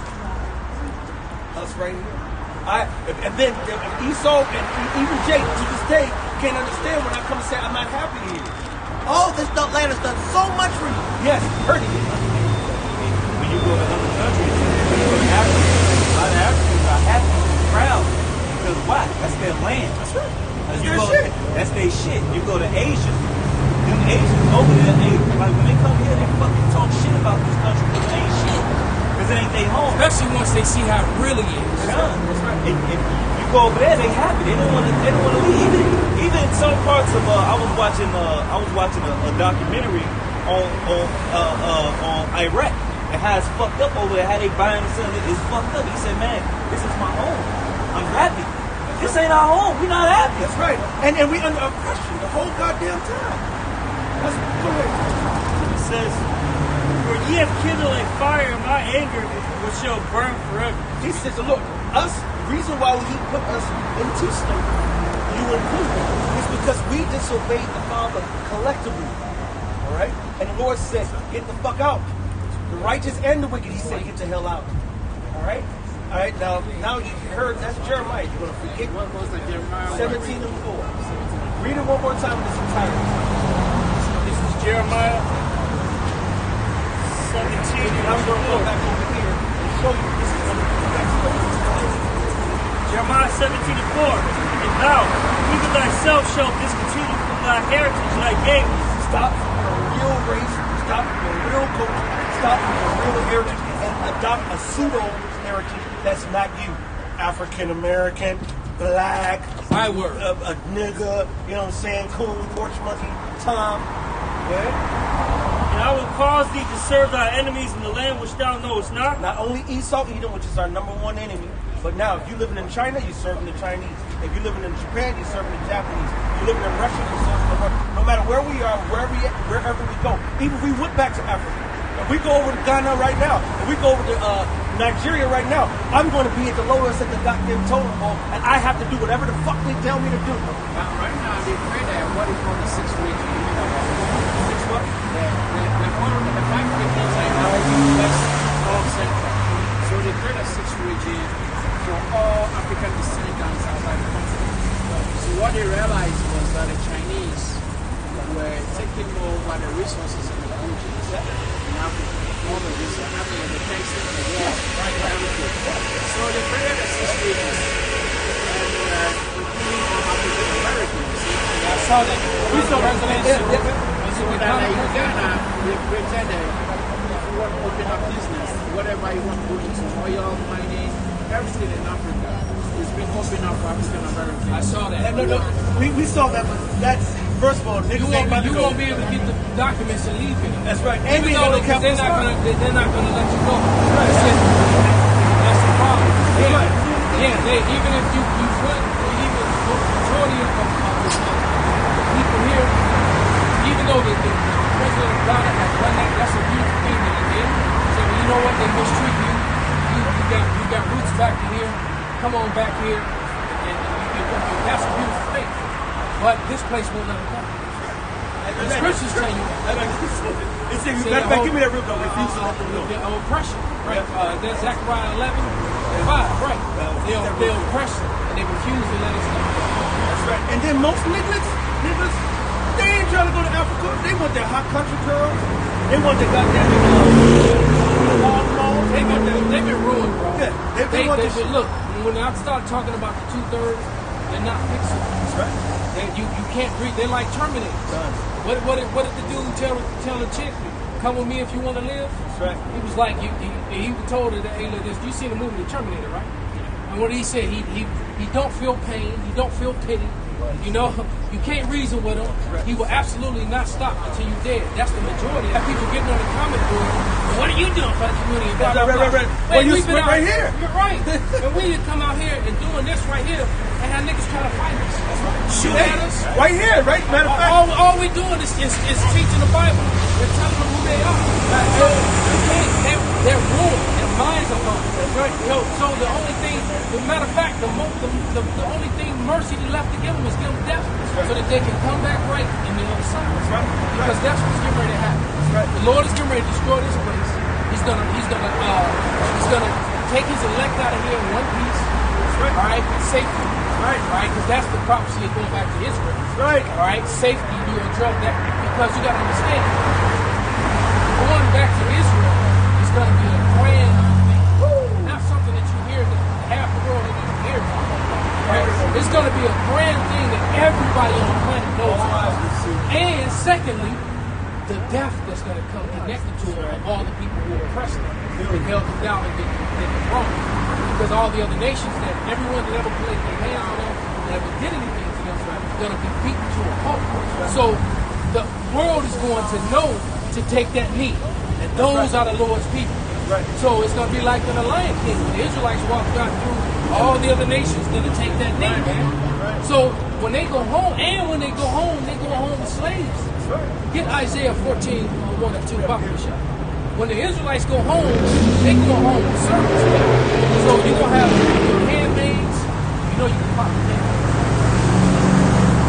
handmaids is a woman. All right. Have you sworn God, right? Yeah. How many wives do you have real? By law, depending on what tribe you are. And one tribe, just one. Other tribes will have the Muslims will have as much as they want. But there you go. The traditional will have as much as they want. There you go. According to the Bible, you can have as many as many as you can support and take care of. Yes. And that don't mean that they don't do shit either. They work too. Right. So according to the Bible, something that they want to bring out, they don't like it. Preacher, pastor. But you know what? They make money. The whole thing about monogamy is a man-made doctrine that was created by the Catholic Church for money. Right? Because in America, they even though this is an adulterous place, they make so much money. Well, they did. And as a matter of fact, the wedding industry is dead. Right? And people aren't getting married. But they made a lot of money off marrying people here in America. But then they turn around and make even more when they divorce you. Right. The court system's making a killing off of it. And so that's what that's all about. Because if a man can have 4 or 5 wives, and he can take care of them all, who's going to lead a 4 or 5 women? And that's wealth, too. Right. The more women you have, the more wealth you have. And it's population control when it comes down to Negro Latino. Oh, yeah, because they already can't. Look, hey, you got the average Mexican dude, man. He can have 5, 6 children easy. All right, so what if he got 4 or 5 wives? Right, so what happens when he got 4 or 5 wives? Right, then he's going to have 20 kids. Right, he got a whole truck. He got his whole 40 vans. He got 2 vans. His number one wife got to drive the other van. Or when his oldest son get old enough, he got to drive the rest of them around. They need 2 big ass vans now, and that's just his family. All right. Cut grass on the lot. Right, little 6 years old on that thing driving around cutting grass. Right, but that's wealth though. But when you ingrain them, especially Issachar, the so-called Mexicans and Negroes, that you commit adultery if you have more than one woman. Oh, it's fornication. Oh no, it's not. Then you get a lot of people voluntarily. I was wondering. I grew up fearing the Bible, so I thought that premarital sex was stupid. Going to the words meant that you being wicked. But according to the Bible, sex is marriage. They don't tell you that. So I stopped fucking around with a lot of bitches growing up, trying not to be a whore and trying not to be wicked. And if you really believe in God, you follow what you think the ideology is because you try to be rich. So that was Esau being slick, man. But in the kingdom, all men, even the heathen men don't have. You messed up because you were a teenager getting these fresh tenders. They ain't never been touched. And then you let it go. Only wait until you 20-something, 30-something years old to go start having your children with some woman that's been ran up there. Come on, man. All right, so we've been completely stripped of our heritage. We come out every Saturday, bro. Every Saturday. All right, brother. It's good talking to you. Hey, well, listen to this scripture real quick before we leave. Because this is how the Israelites go back to Israel. All right? This is one of those prophecies that Israelis ain't matching up to. All right? Read it. Isaiah chapter 14 and verse 1. For the Lord will have mercy on Jacob and will yet choose Israel and set them in their own land. And the strangers shall be joined with them, and they shall cleave to the house of Jacob. Now this is a future prophecy. So, and those strangers right there are the Israelite foreigners. Like people that think they're Ghanaians, think they're Negroes, right? Those are those Israelite foreigners who did not know that they were Israelites. Read. Verse 2, it says, "And the people shall take them and bring them to their place, and the house of Israel shall possess them in the land of the That's Lord." different, because you're not going to possess your brother. You possess the people that you're possessing of other nations. Psalms 2 and 8 says, ask for me and I will give you the heathen for thy inheritance. Alright, so, hey, you seen some attractive everybody, right? Yeah. But they're not something like Oh, well, you don't like it. But, okay, well, I won't argue with that. You see many South Africa, Mali, Sudan. Brother, I believe you, but you're missing the point. I'm trying to say, have you seen women of other races that you still think are attractive? Oh, yes. That's all I'm talking about. Right. There we go. No one is better than our one. All right. I won't argue with that. But read. Isaiah 14 and 2, "And the people shall take them and bring them to their place, and the house of Israel shall possess them in the land of the Lord for servants and handmaids." For servants and handmaids, you need some stuff dug up. You need your gardens done. You need your house cleaned, right? Matter of fact, you might need to empty out your nutsack every now and then on something different. Read. It says, "And they shall take them captives." And somebody gonna be saying he just wicked. No, that's a kingly mentality. That's the kingly mentality that the Israelites will have, man. Kingly rulership mentality. All right, that I'm going to with my golden and purple robes on or whatever the hell. I like this. I want this. All right, but whatever I'm wearing, all right, with I'm decked out with. I got more gold on me that's worth the gold more than the gold they have. All right, just the little pieces that I have. All right, with all my servants and my heathen. All right, and if I feel like I want to pop a heathen.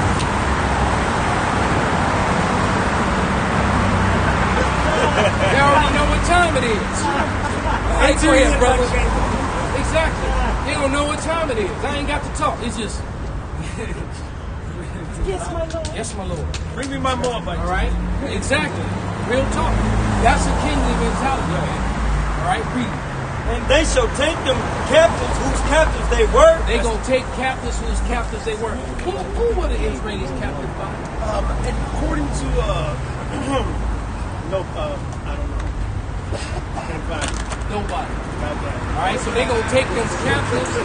Whose captives they? So the people who were once in chains are going to put in chains those who enslaved them. Show me one picture in history the so-called Jewish people or white so-called white man in chains, in bondage, yokes of iron around their neck, in a long chain gang, doing the whole chain gang walk, the whole night. One picture. One picture. Singing songs. Who? No vocal ass can't sing them, not getting dropped. Only thing they can do is scream over heavy metal track. Sound like garbage. I want to die. Look inside my eyes. Our fighters, how they introduce jazz music is often France when they were in war. We did. Matter of fact, we started country. We started blues. We started every rock.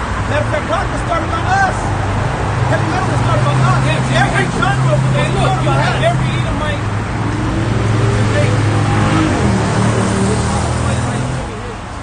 Guess what? Even Eddie Van Halen, he's a great guitarist.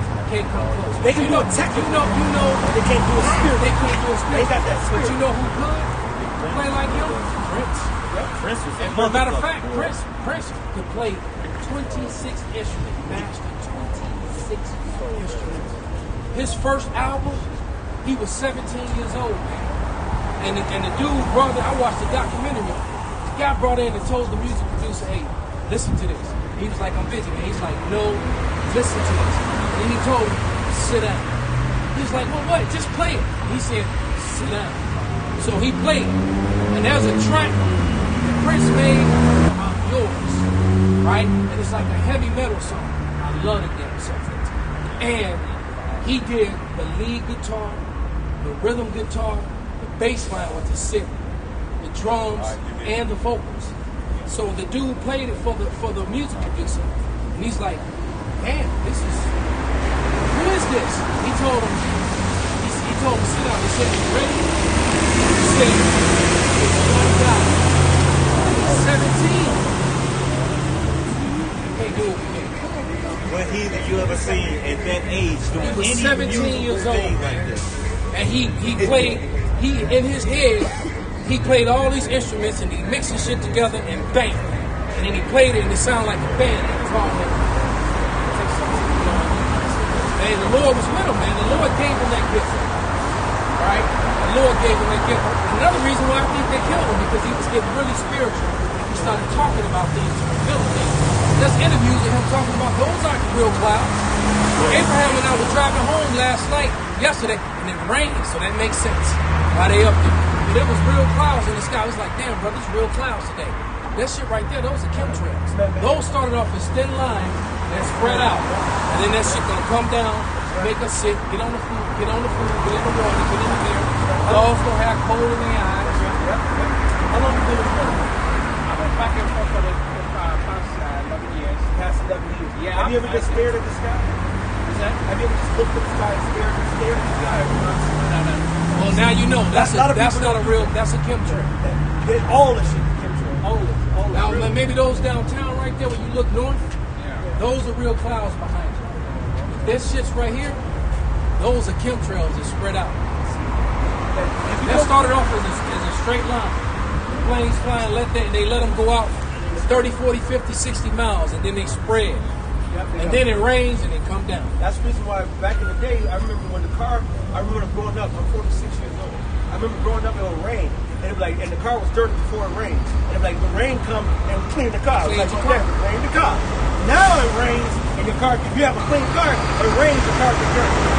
I'm talking about black little shirt. I'm talking about filthy dirt. So think about it. If the rain makes your car dirty, What's that dirt to us? What are we breathing in? Because all those particles are in the air. And that's why they're able to, they got like I'm asking.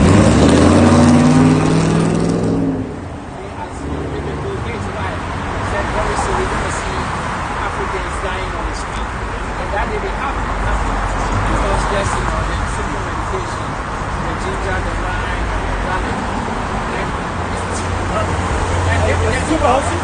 Ginger, lime, and garlic, all super. And I do those all the time, every day. The things you just said, I consume every day. So Madagascar came out with the neem tree and mixed it up with the ginger, lime, and garlic. But the water helped. They didn't want to take it. And sometimes you drive past here, they never even talk about it. So now we talking about it, there's going to be a shortage on it. They never even talk about the medication being discovered in all African countries, Ethiopia and the rest. I'm talking about the tree. We never mentioned.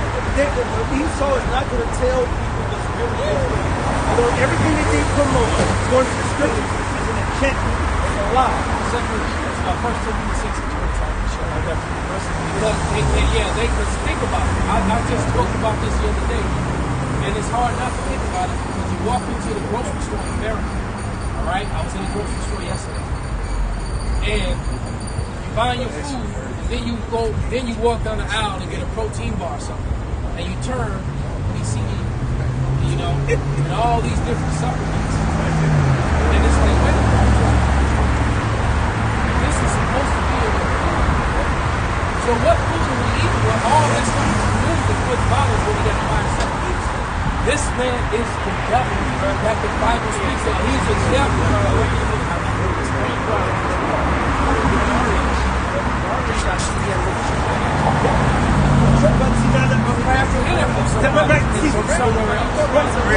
It's a real orange. What we have is not real orange. What we have is not real apple.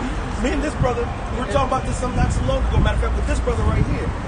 When we were growing up, you take an apple here and you couldn't slice it with a butter knife straight down the middle because that core was too hard.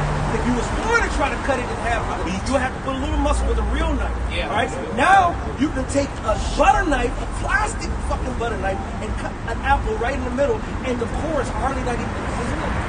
It's not hard. It's not. As a matter of fact, you see the old apple shapes would be like little top, and then real skinny, big fat middle, and then skinny, and then a little bit of bottom. That was the core of the eating apple. Now you can eat the whole apple, the whole thing. Yeah, and guess what? The strawberry grows in the desert, the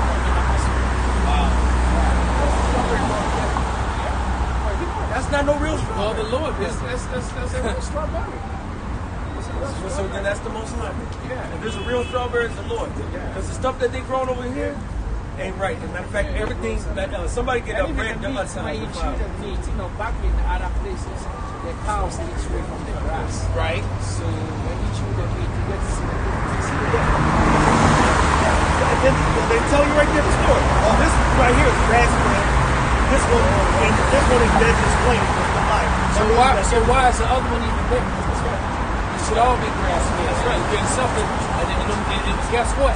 If you didn't have an Edomite, let's say that this block was being looked at from an atmosphere, from a satellite, and it represented a million miles, right? A million square miles. Oh, no, let's say a million acres, all right? Why is it that only this small section of grass or rest is privately interested? So all the cows, this is all private. You don't supposed to say can eat. Then the rest of the cows can eat. They eat shit. Recently, they said a satellite detects the sun is prime as a the sun. What goes in view of that? I mean, I've heard that. I'll put it this way. It's important to messing with the magnetic field, messing with all the chemicals. The earth is out of course. It's what you're saying. Well, they said that earthquake that happened. That was an earthquake. Yeah, they said that was an earthquake that happened. That was so powerful. The one in Haiti. Was it about 4 or 5 years back? They said it actually. Yeah, because Hitler was running at the time, right? So yeah, they said it actually messed up the earth's axis. Yeah, so that could be it, but then that's a sign from heaven too. Signs of the times. We're going to say, because you're turning the 20% down. Hey, look, and we're in the last numbers of the last days. Second Timothy 14. I got that set up. 1 Timothy 6:20. Old Timothy, keep that which is committed to thy trust. Avoid profane and vain babblings and the oppositions of science, falsely. So false science. That's 1 Timothy 6:20. It said avoid vain babblings and opposition of science, falsely so far. The Lord is saying that's going to be in the last days, these prognosticators, scientists, these people who have control, and they're going to tell you something that's totally bullshit. Right. False science, pseudoscience. Right? This is how they started off with. Well, the Earth is approximately 5.7 billion years old. You know the definition of the word science? It goes back to the Latin word scientia, which means simply to know. So if you know something, will I say it's approximate? Will I say, well, my theory is, I think, well, my best educated guess, a guess is never educated because they're guessing. A fact is a fact. Science is truth and knowledge, something that is proven. All the shit that white men say ain't proven. 1 Timothy 6:20. Read it again, though. The Spirit wanted It said, "O Timothy, keep that which is committed to thy trust. Avoid profane and vain babbling and oppositions of science, falsely so far." And like you were saying, like a lot of knowledge, like even me, because I'm into physics and quantum mechanics and stuff like that. They would say, "Oh, a blue star burns hotter than a red star," and they would base their knowledge on how things operate on Earth. You can't do that. You ain't never been to a blue star or a red They star. haven't been past the radiation belt. Talking about that, years ago, they discovered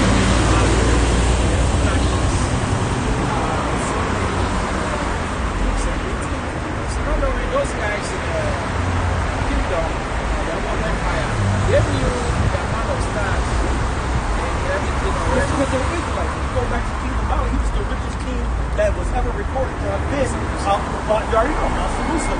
Outside of King Solomon, he was the one who built it. You know what I'm saying? He had such a vast kingdom and a knowledge and understanding. That's the only difference with our people. They don't have it. This is going back to what? This is Isaiah 47 and 12.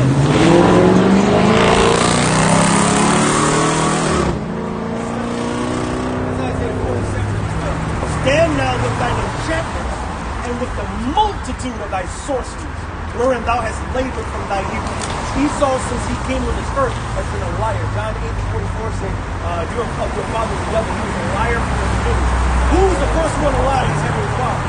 Esau. When he said, it has came. He said, where is Abel, his brother? He said, I'm brother's keep up on where he at. I'm out here feeling all the way. He said, they're lying to the father. He tried to enchant the heavenly father. Alright, so what do you think he's doing to the world? He said, he said, if so be thou shalt be able to profit, if so be thou mayest prevail. Thou art wearied in the multitude of thy counsels. Let now the astrologers, the stargazers, the monthly prognosticators stand up and save thee. Isaiah 47:13. Starts off with verse 12, 13, and 14. All right, guys. So, guys, thank you very much for the imparted knowledge. And what is this board? Take a picture. This is the 12 tribes. This is who the real tribes of Israel are.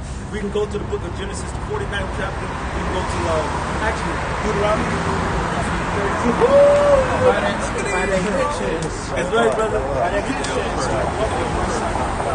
Well, majority of the Negroes West Indian Haitians all came from West Africa. Anywhere from Central to West Africa. The Benin tribe, Guinea, Papua New Guinea. Matter of fact, if you go read a map going back to 1700s, you know what 1600, 15, 16, 1700s, you know what they called that whole region of North and Central West Africa? Negro. And when they came and brought those so-called white men to come bring us over to slavery, guess what? You know what the names of forts were in North and Northwest Africa? You have Fort Benjamin, Fort Judah, and Fort Levi. How you got Fort Benjamin, Fort Levi, and Fort Judah, and then you got the Kingdom of Judah? Matter of fact, some of the Negro land will say Kingdom of Judah. And brother just did a video about that. I just reposted it.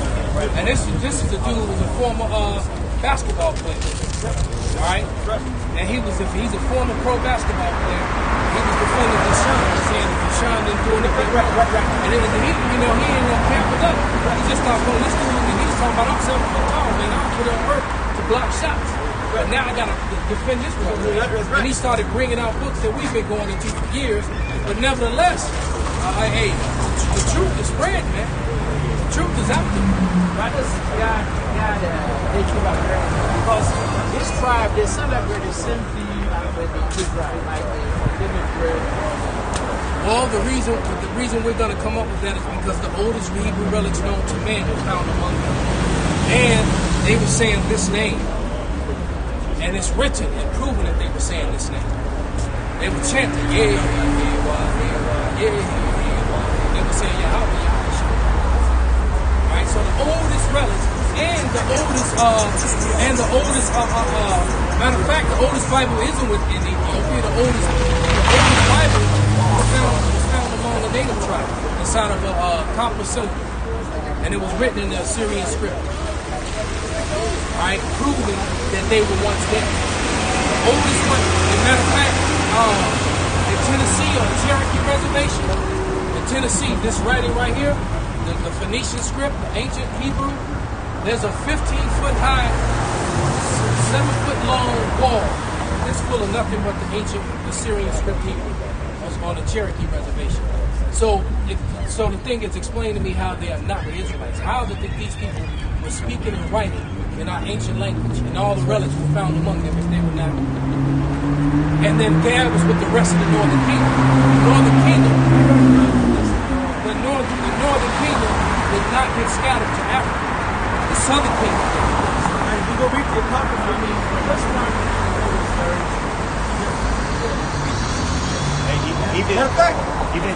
Even today, like you go to Florida, the Haitians, the Levites that's in Florida, they still blow the shofar.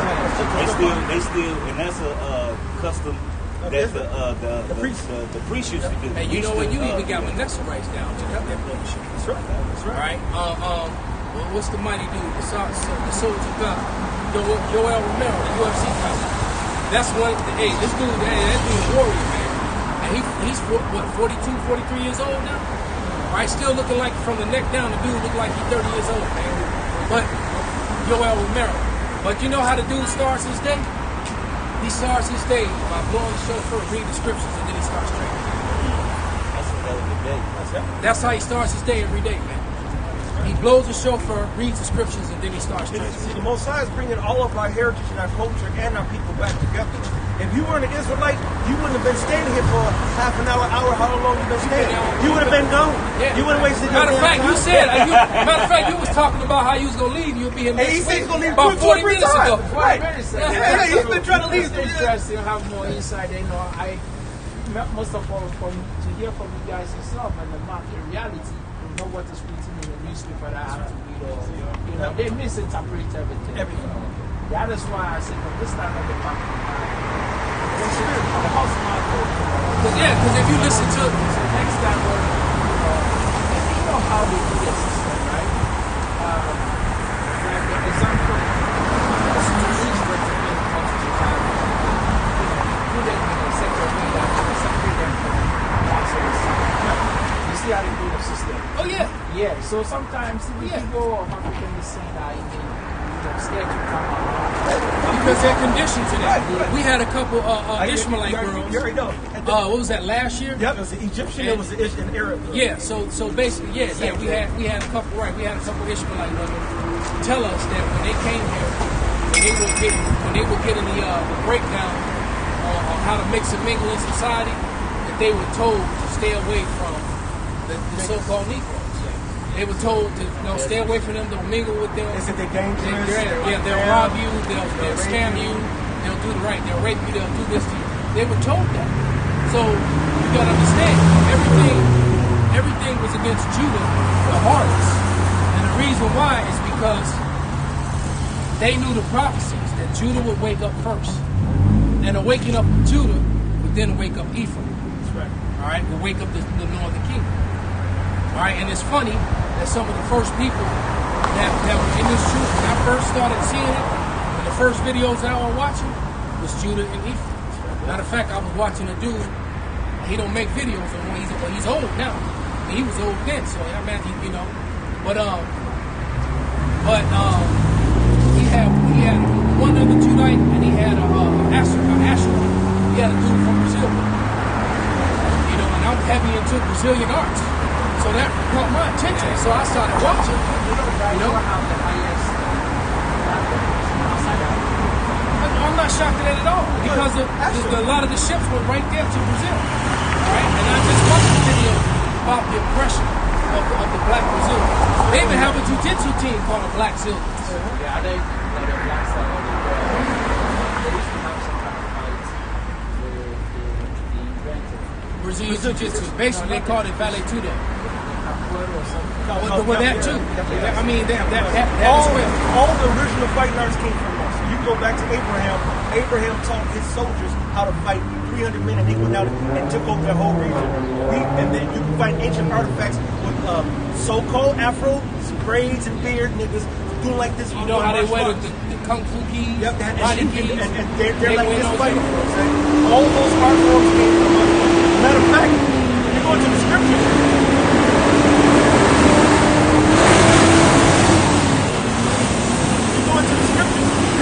Every style of warfare in the scriptures, from ambushes, flanking, even in the scriptures, we made engines. Back in the Old Testament, we made artillery and all kind of shit. Esau and the world have copied our blueprint. They still use our tactics. And use our tactics in the military, right? Especially the tactics of Gad. Gad. I do use them. Right? Especially the tactics of Gad and Reuben, man. As a matter of fact, the best guerrilla warfare fighters that the world has ever known came out of Reuben. Right? The Reubens were undefeated in battle. They actually fought these devils and won every battle that they fought in. They beat them. The white man came to them like, can we just have peace? You kill you and my men. And then they made treaties with them, and then of course it worked. But there it is. I approximate the numbers. It's like 7,000 or 10,000 Seminole Indians ran through like 100,000. No, it was 3,000 Seminoles went against 30,000 American infantry, their cavalry, and they brought their numbers down to 3,000. 3,000 took down 3,000 men brought 30,000. They took down. So that basically they wiped out 27,000 men. That shit brought their cold. numbers down. And that was just Ruby. That's right. They invented the Gatling gun, and they called it the Gatling gun after because they used to invent the gas, and they was shooting at what's his name, Geronimo and so forth.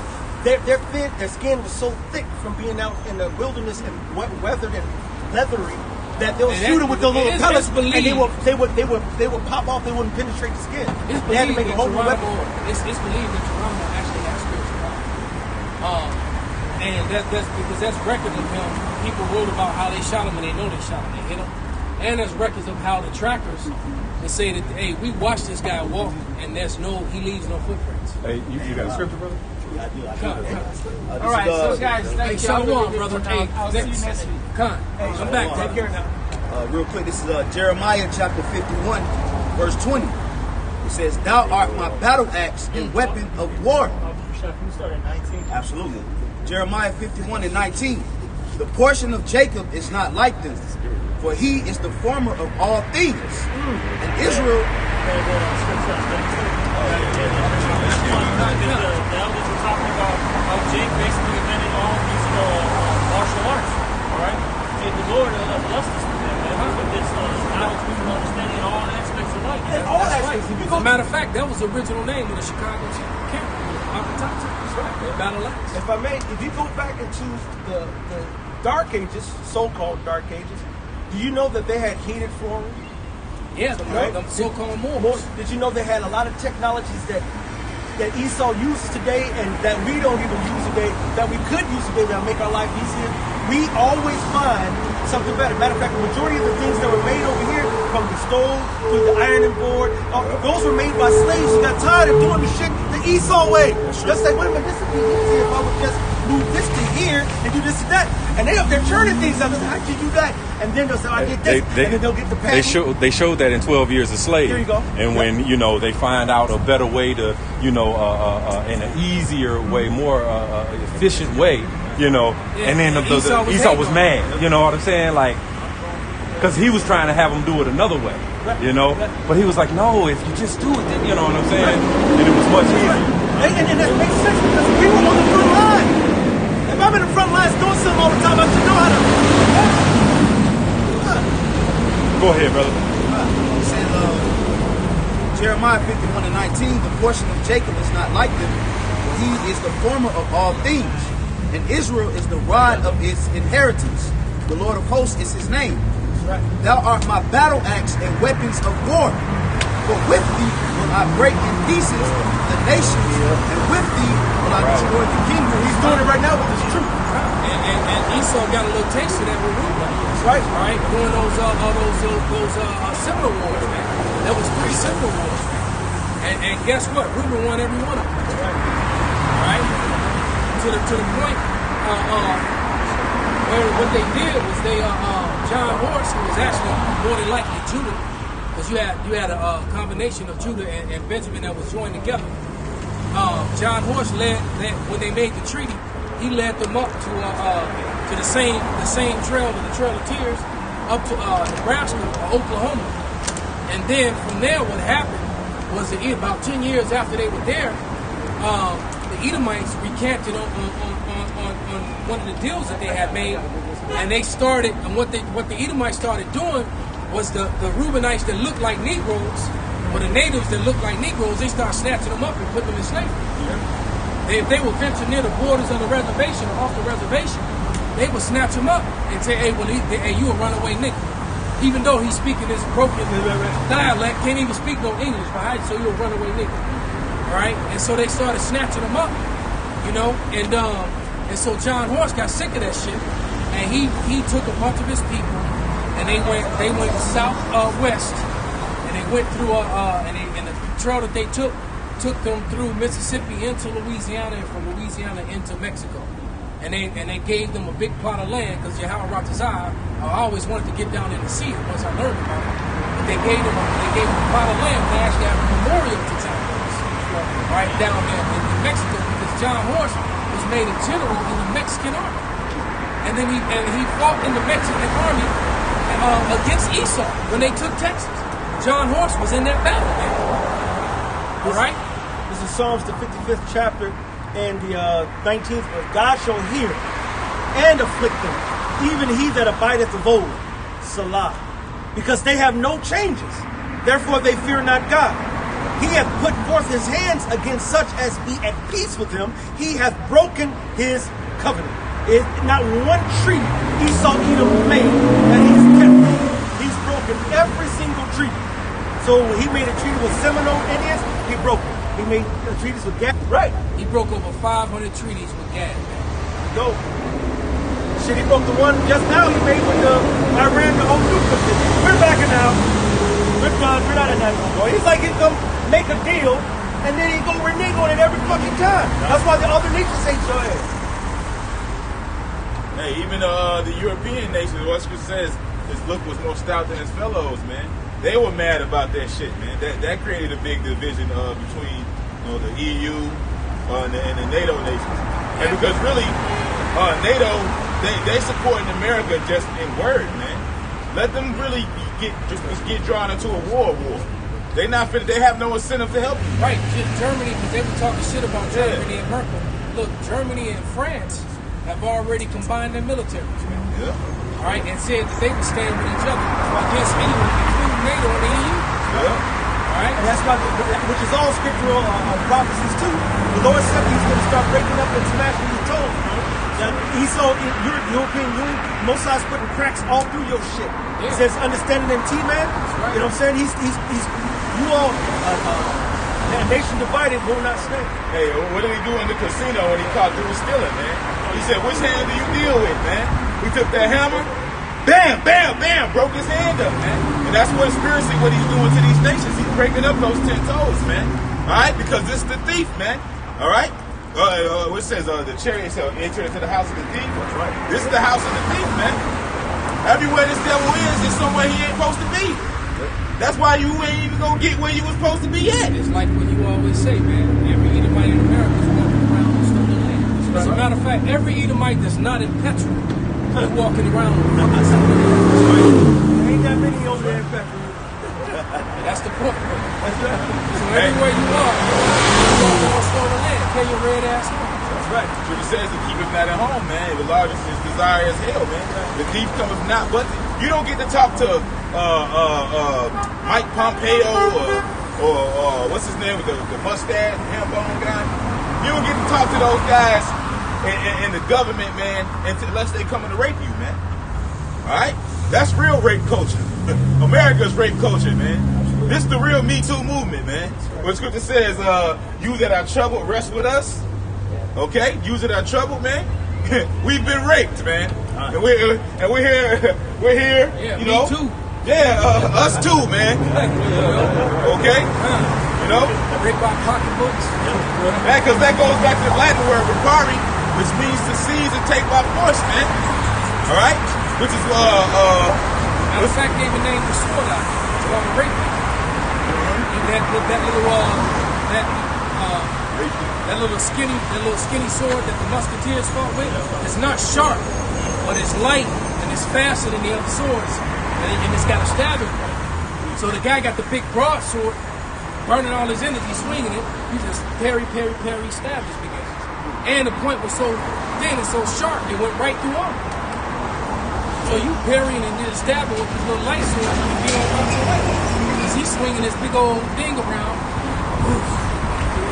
Right, you can hit him like 3-4 times. He's starting to leak now. Shit. And if I may add to what the elder said, going into the rape, that's why we're crying out to the Lord. Because in the law, it tells you that when a woman is being seized or raped by another man, that she should cry out that she belongs or she betrothed to another individual. So what we're doing is we belong to Yahweh by Shema Shai. So we're crying out to the Lord that because Esau trying to rape us, man. He's trying to take us. Yep. And the scripture say that, and I think it's in Jeremiah the 6th chapter, it says, I have likened Israel unto a woman, a delicate and comely woman. So if we the woman of the Lord and Esau is trying to take us, according to the law, we're supposed to scream out. And how are we screaming out? Through the scriptures. We sign and cry, man. You bring that scripture out, Michael? Yeah, and that, what is that, Susanna and Apocrypha, where she cried, you know? Like, hey, I don't cry out, man. I'm gonna have a stroke. I'm jacked up, but you know what? I'm gonna cry out. That's why Ezekiel, matter of fact, somebody said something about Ezekiel, man, I got it. yeah. It's Ezekiel chapter 9 and 4, and it reads, "And the Lord Yahweh said unto him, Go through the midst of the city, through the midst of Jerusalem, and set a mark upon the foreheads of the men that sigh, and that cry for all the abominations that be done in the midst thereof." And the Hebrew word for that word mark right there is tawat, which means exemption from judgment, so that we don't be condemned with the world, because the Lord is coming to put a condemnation on this place, man. He's coming to put a judgment on this place of fire, dwelling in torments, weeping and gnashing of teeth. And we don't want no smoke. We don't want no part of that. We're not down with this present evil world and all the abominations, all the backward assness, all the wickedness, all the pride of life. All right? That's what Esau is about, because it was given unto him. All right? See, but the Wisdom of Solomon said, those that hold to his side do find it. And in that Wisdom of Solomon too, it was talking about death. All right? Because Esau was like, well, hey, we gonna die, y'all. So since we gonna die, live it up. You know what I'm saying? Let none of us go without his part in our voluptuousness.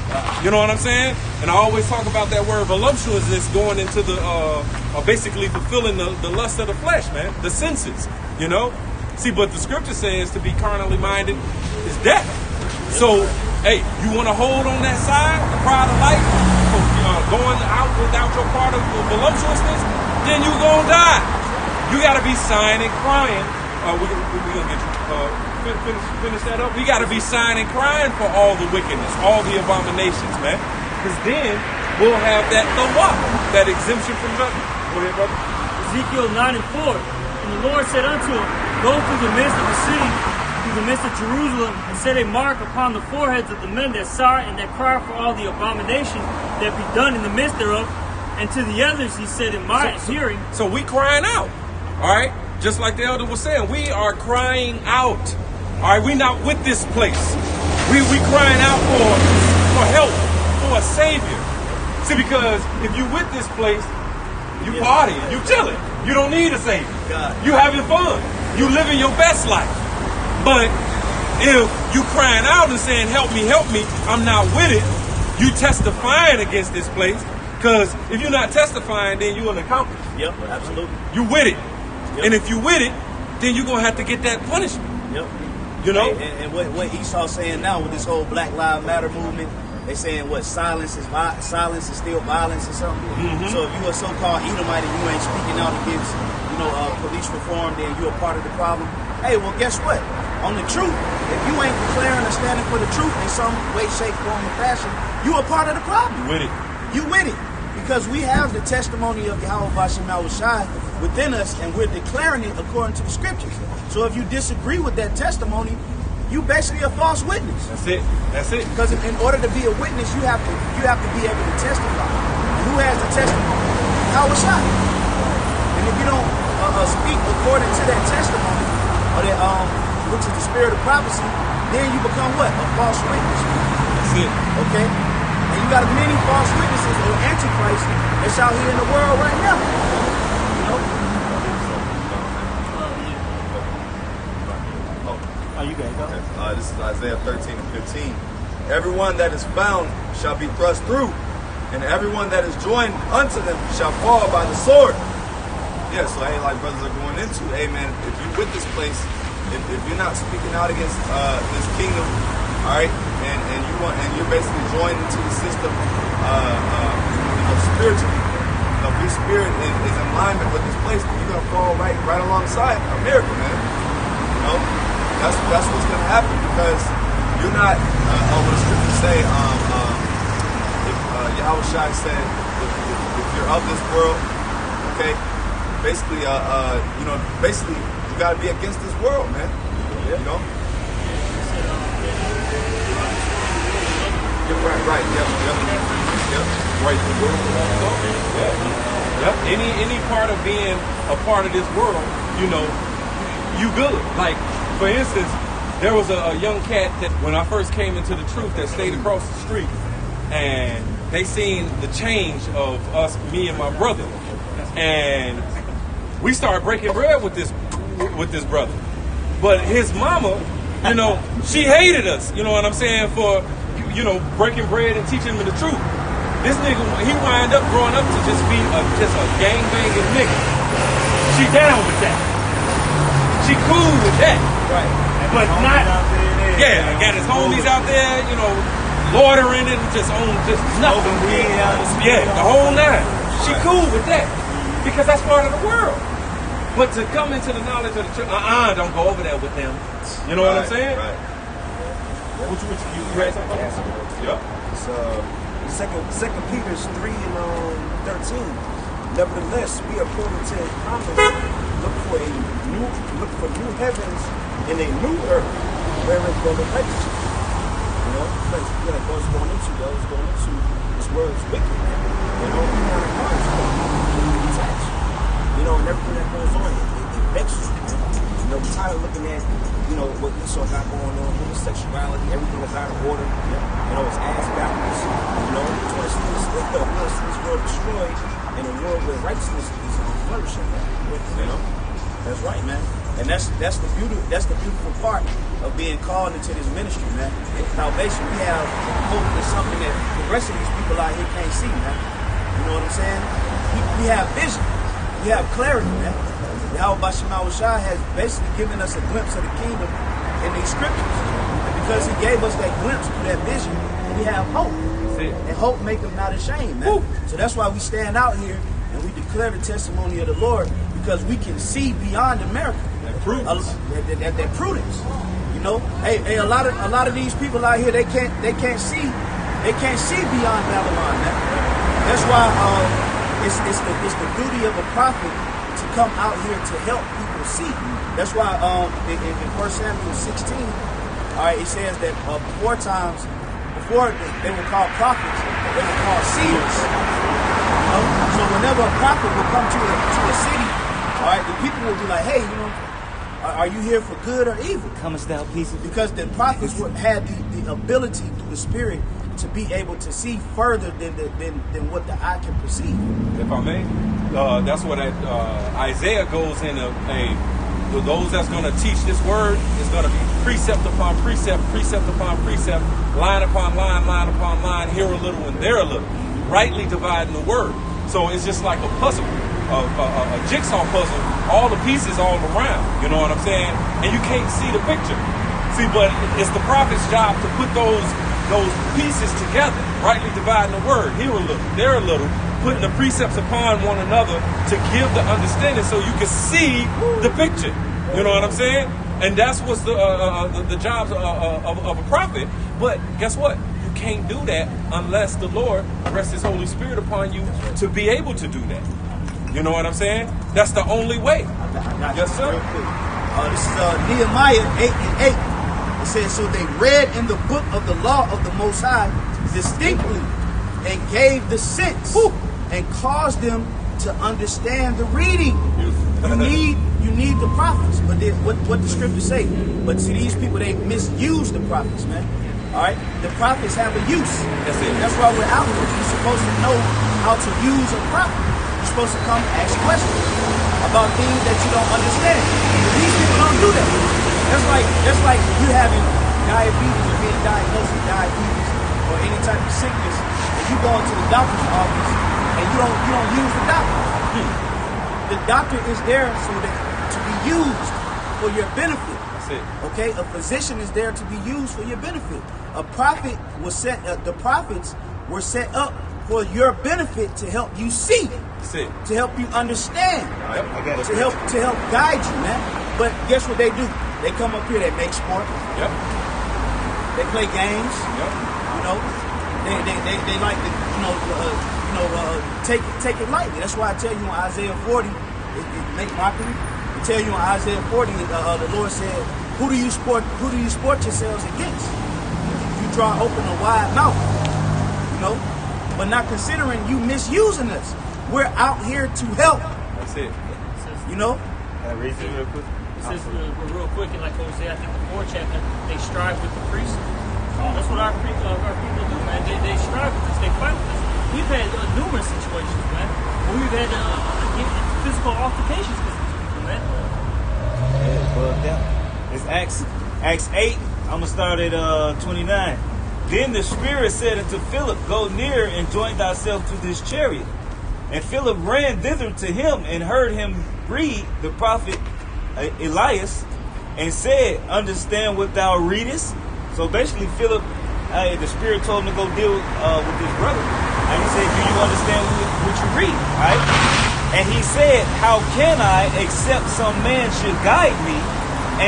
And he desired Philip that he would come and sit with him. Hey, if I may add to that, the best guides are people that are walking that path, like a tour guide. If you come to Chicago, or you visit Chicago, or any other city, and you have a local that's from here that's been around these blocks, they already know them.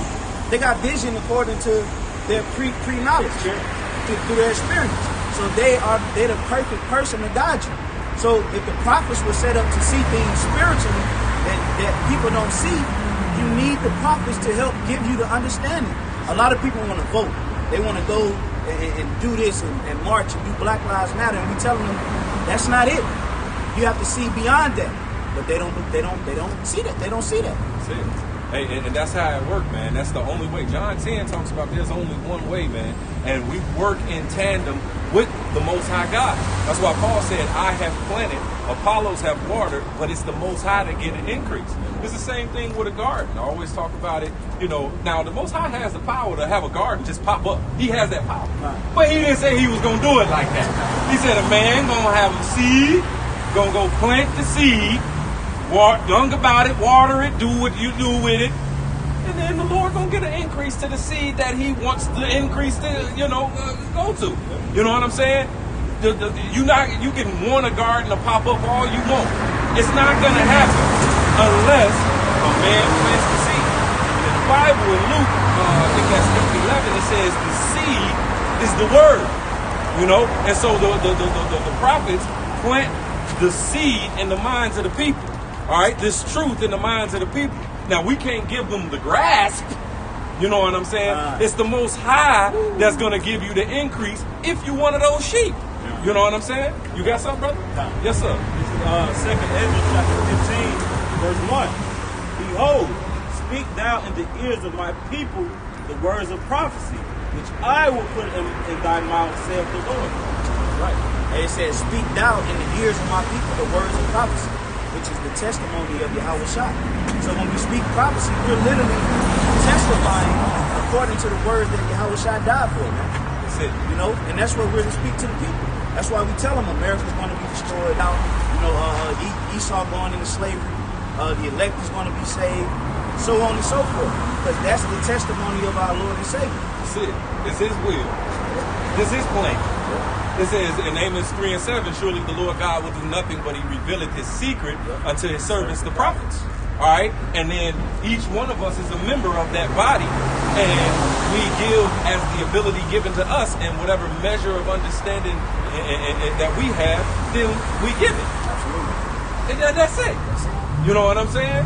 And if you're a part of that sheep to hear, then He said He prayed for you too. Because He said, I not only pray for the prophets, but I pray for them that's going to believe on me through their word.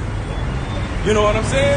And so if you want salvation, you have to have this one truth and have faith, first and foremost, in that truth. That's why it says in Isaiah 33 and 6, for wisdom and knowledge shall be the stability of thy times and the strength of your salvation, man. What wisdom and knowledge? The wisdom and knowledge of this Bible right here. This one truth right here, that in this present evil world, you can't get it, because it said in the curses in Deuteronomy that we were going to be scattered to these other nations, and there you shall serve other gods.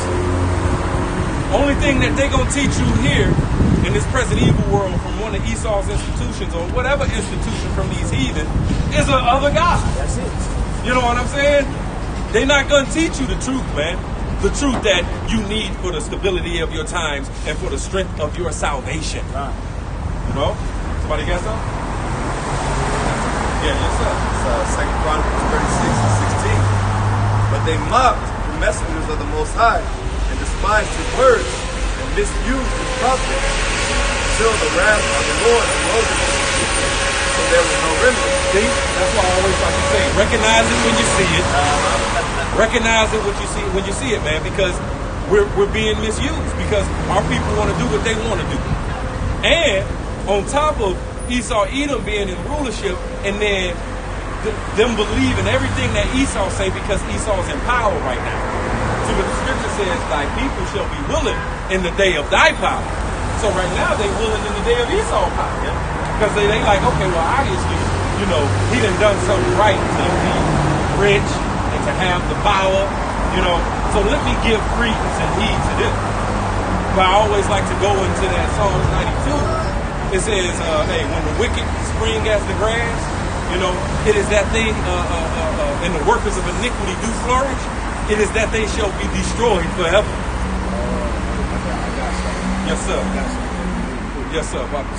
Job 27, and Job chapter 27 and verse 13. It says, this is the portion of a wicked man with the Most High, and the heritage of oppressors, which they shall receive of the Almighty. If his children be multiplied, it is for the sword, and his offspring shall not be satisfied with bread. So, hey, we see the multiplication of the wicked, man. All right, Esau is all over the world. The scripture say wickedness has spread forth like a green bay tree. But Esau everywhere, man. Hands in everybody's pot, man. Putting policies on all kind of people, sanctions, breaking deals. He doing everything. He's spreading his democracy. Democracy goes back to the rule of the demon, democracy. You know, demon and then crazy means rule. Okay, so he's spreading forth his wicked. It's a goddamn McDonald's in China, man. The hell they doing? The hell is the McDonald's doing in China, man? Yeah. You know, so because of the multiplication of the wicked, what's going to happen is the Lord is just basically fattening them up to be destroyed, man. That's it. You know. That's it. Last week you said. Philippians chapter 2. For his Most High is working in you both to know, to will, and to do of his good pleasure. Do all things without murmuring and disputing, that ye may be blameless and harmless, and sons of the Most High, without rebuke, in the midst of a crooked and perverse nation, among whom ye shine as lights in the world. You know, so like brothers is going into, it says because we're in the midst of a perverse nation, man. So we have to implement that light that was given to us by Yahweh Shai. No, because no one else is going to do it. Man. You know, that's why it says, Matthew 5:16, that you may walk in the light of the world. Yep, and he say, arm yourself likewise with the same mind to go through the same thing that our Lord and Savior went through, man. True. You know, he was teaching the truth. He said, hey, the world cannot hate you, but me it hated you. Because I testify of it that the works thereof are evil. And we doing the same thing. And the servant is not greater than his master. Alright, so if they done that to him, they gonna do that to us. And we understand that. But we got a job to do. You know what I'm saying? We got a job to do. And we yearn for righteousness, man. We long for that kingdom, all right, that eternal kingdom that's going to be filled with all good things, all right, filled with all righteousness, man, all right, because that's what we about, man. That's what we long for. If I may add to what you're saying, the scripture speak about even the persecution and the trials and tribulation that we face now and that we're going to face in the future. It's called a light affliction, all right, in comparison to the glory of the kingdom of heaven. Like, man, we ain't really go through shit. That's it. Hey, and they say that it working for you, man. It works for you. You know what I'm saying? Like, you got a business, you a boss. You got the people that's working for you that's stacking your money. You know what I'm saying? Us going through these trials and tribulations and the chastening of the Lord, it worked for us. Absolutely. You know what I'm saying? It said, it worketh a peaceable fruit of righteousness to them that are exercised thereby. Yes, sir. You know what I'm saying? So as long as, because it says everything that was written aforetime was written for our learning, man. All these things that we're going through is for our learning. It's for us to go through that experience so we can judge properly, judge righteously for eternity. Yes, sir. This Sirach chapter 2 and verse 4. It says, whatsoever is brought upon thee, take cheerfully, and be patient when thou art changed to a lower state. That's it. Hey, and that's pretty much self-explanatory, man. The things that the Lord put us through is not for our detriment, but it's to shape and mold us into the future leaders that we're going to be, you know, and to take us through that refining process. As does anything of true value have to go through. That's it. That's why Maccabees said, I beseech those that read this book, that they take not these calamities for destruction, but for chastening of our nation. All right, our moral improvement. You know what I'm saying? You got that? Yep. Verse 5. For gold is tried in the fire, and acceptable men in the furnace of adversity. So that shows true character when you're going through adversity. You know, it's easy to, you know, when everything's going good to you know, stay on the straight and skinny, so to speak. Hey, but when the Lord, you know, chastens you, hey, how you gonna take that? Yep. You gonna take it the same way as when you were up? Yeah. You know? Yeah. Hey, a good way to look at it is you can't take your ass whoopings personally. Right? Yeah, that's it. You know, you got some kids, they get their ass whooped and then my daddy hates me. Right. Like, Yeah. no, I don't hate you. Right. I'm beating your ass to show you some proof. Load of us benefit daily. So even to the absence, like those garments, to extend for it's a benefit. A lot of times when you catching hell, the Lord be blessing you while you going through shit. Yeah. Well, see, that's all a part of the purification process. Like, you know, cat came down the street with some gold. You know what I'm saying? That's how back in the day we used to be, all right, break out the lighter and see if it's real. We put the fire under the gold to see if it's real. You know what I'm saying? And that's what, hey, see if we real. We got to be put under the fire. To be tried. It's a Rock 6 and 7. If thou wouldest get a friend, prove him first, and be not hasty to credit him. Right? So the Lord is bound by his word. So if he's telling us to prove a friend, hey, what the scripture say, if you do you make yourself a friend of the Most High, man. When you do this work, man. When you follow the laws, statutes, and commandments to the best of your ability, man. Even in wicked flesh. Even in flesh want to do everything else. You know, but that's that fight. You know what I'm saying?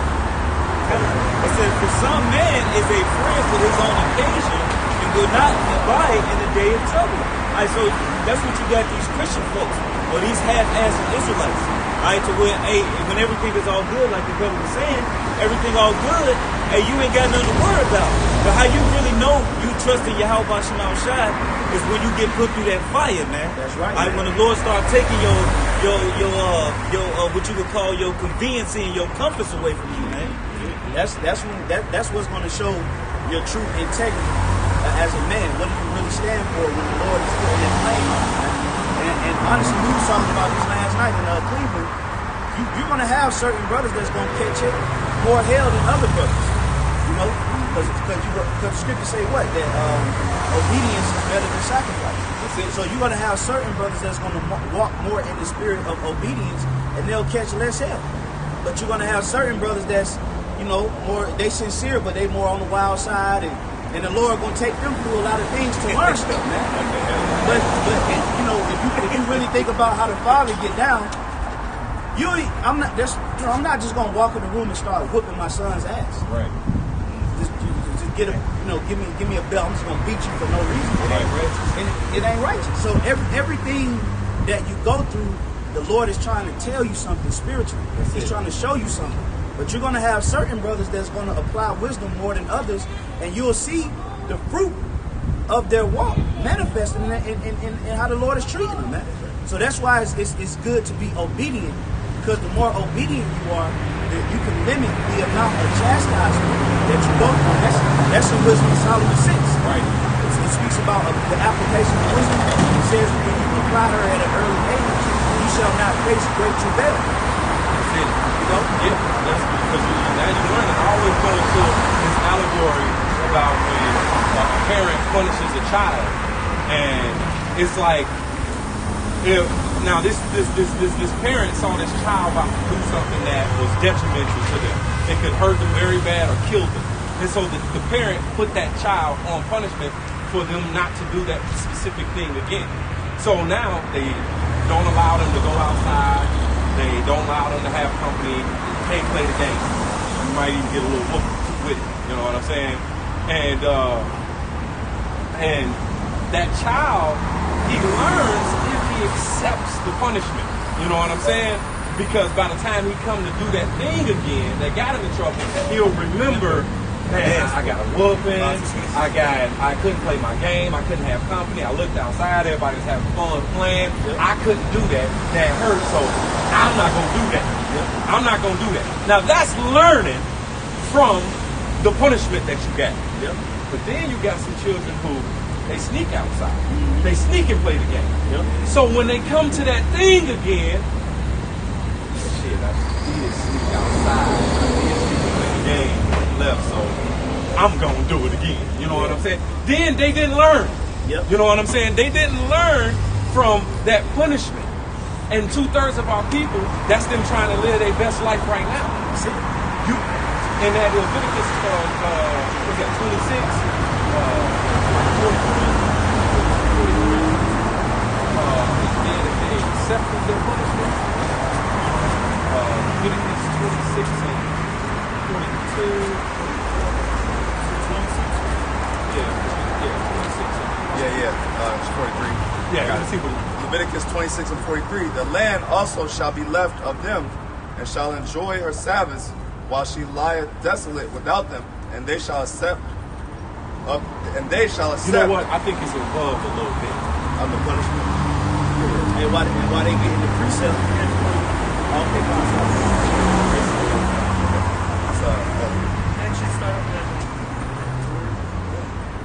I was going to make a quick point. Also, just to land back off what the elder saying, the scripture say the Lord saying he was going to hide his face until we acknowledge our offense. That's it. So that's why we get our ass beat, so we can come to the recognition that we messed up and not do it again. That's it. That's it. This is Leviticus 26 and 40. If they shall confess in their iniquity and the iniquity of their fathers, with their trespass which they trespass against me, and that also have walked contrary unto me. 41, and that I also have walked contrary unto them. Right, so we messed up, we disobeyed, walked contrary to the Lord, so now he walked contrary to us. He allowed us to be given over into the hand of our enemies, us being in subjection to them, us being the lowest of the lowest, the bottom of the bottom, first fired, last hired, all these things. And have brought them into the land of their enemies. If then their uncircumcised hearts be humbled. If then, when they're in their captivity, their uncircumcised hearts be humbled, and they accept, and they then accept of the punishment of their iniquity. And then they accept the punishment. Go ahead. Then will I remember my covenant with Jacob. Then I remember my covenant with Jacob. You know what I'm saying? You have to accept of your punishment, man.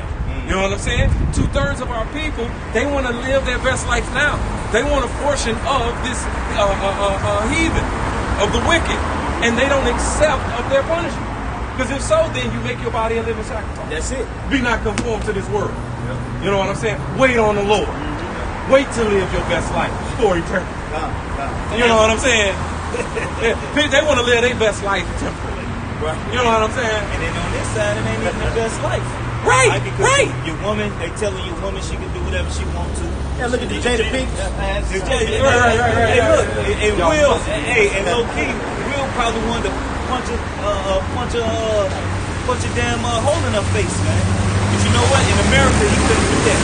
Here it is, this man, a fucking multi-millionaire, 100-millionaire, and still subject to his woman going off to sleep with a damn peon. Yeah, he's sitting at the red table looking like a goddamn fool, man. He's sitting up there going through a What you do, questionnaire. Jada? I don't know if y'all brothers caught the red table talk yet, but I see. Man, this nigga Will Smith, he gonna ask Jada Pinkett How is he doing? Nigga, she just cheated on me. Why are you asking her how have you been acting in the relationship? That was one of the weirdest conversations I ever watched, man. You know, they was laughing. They got high level demons on them. That's it. That's it. That's a real, like, bro, your woman clearly has a world that she played you, nigga, and she called it a fucking entanglement. And you know what's crazy? He's also becoming a mock too, because now you know you got guys like Boosie, 50 Cent clown his ass, little Boosie clown his ass, and you becoming a mockery, man. Alright? Because but in America, but that's what they say. Well, getting all this money is gonna change. It's gonna change your life. No, nigga, he a millionaire. He's still a nigga, and the curse is still on. That's why the scriptures say that the stars of heaven are going to fall, man. Kobe Bryant fell this year. Bill Cosby, a.k.a. Bill Cosby, went down. Not to mention, now Will Smith being slandered. These are all top level jakes, man, in the world. And the Lord is bringing their ass down. Right. Still gonna roll.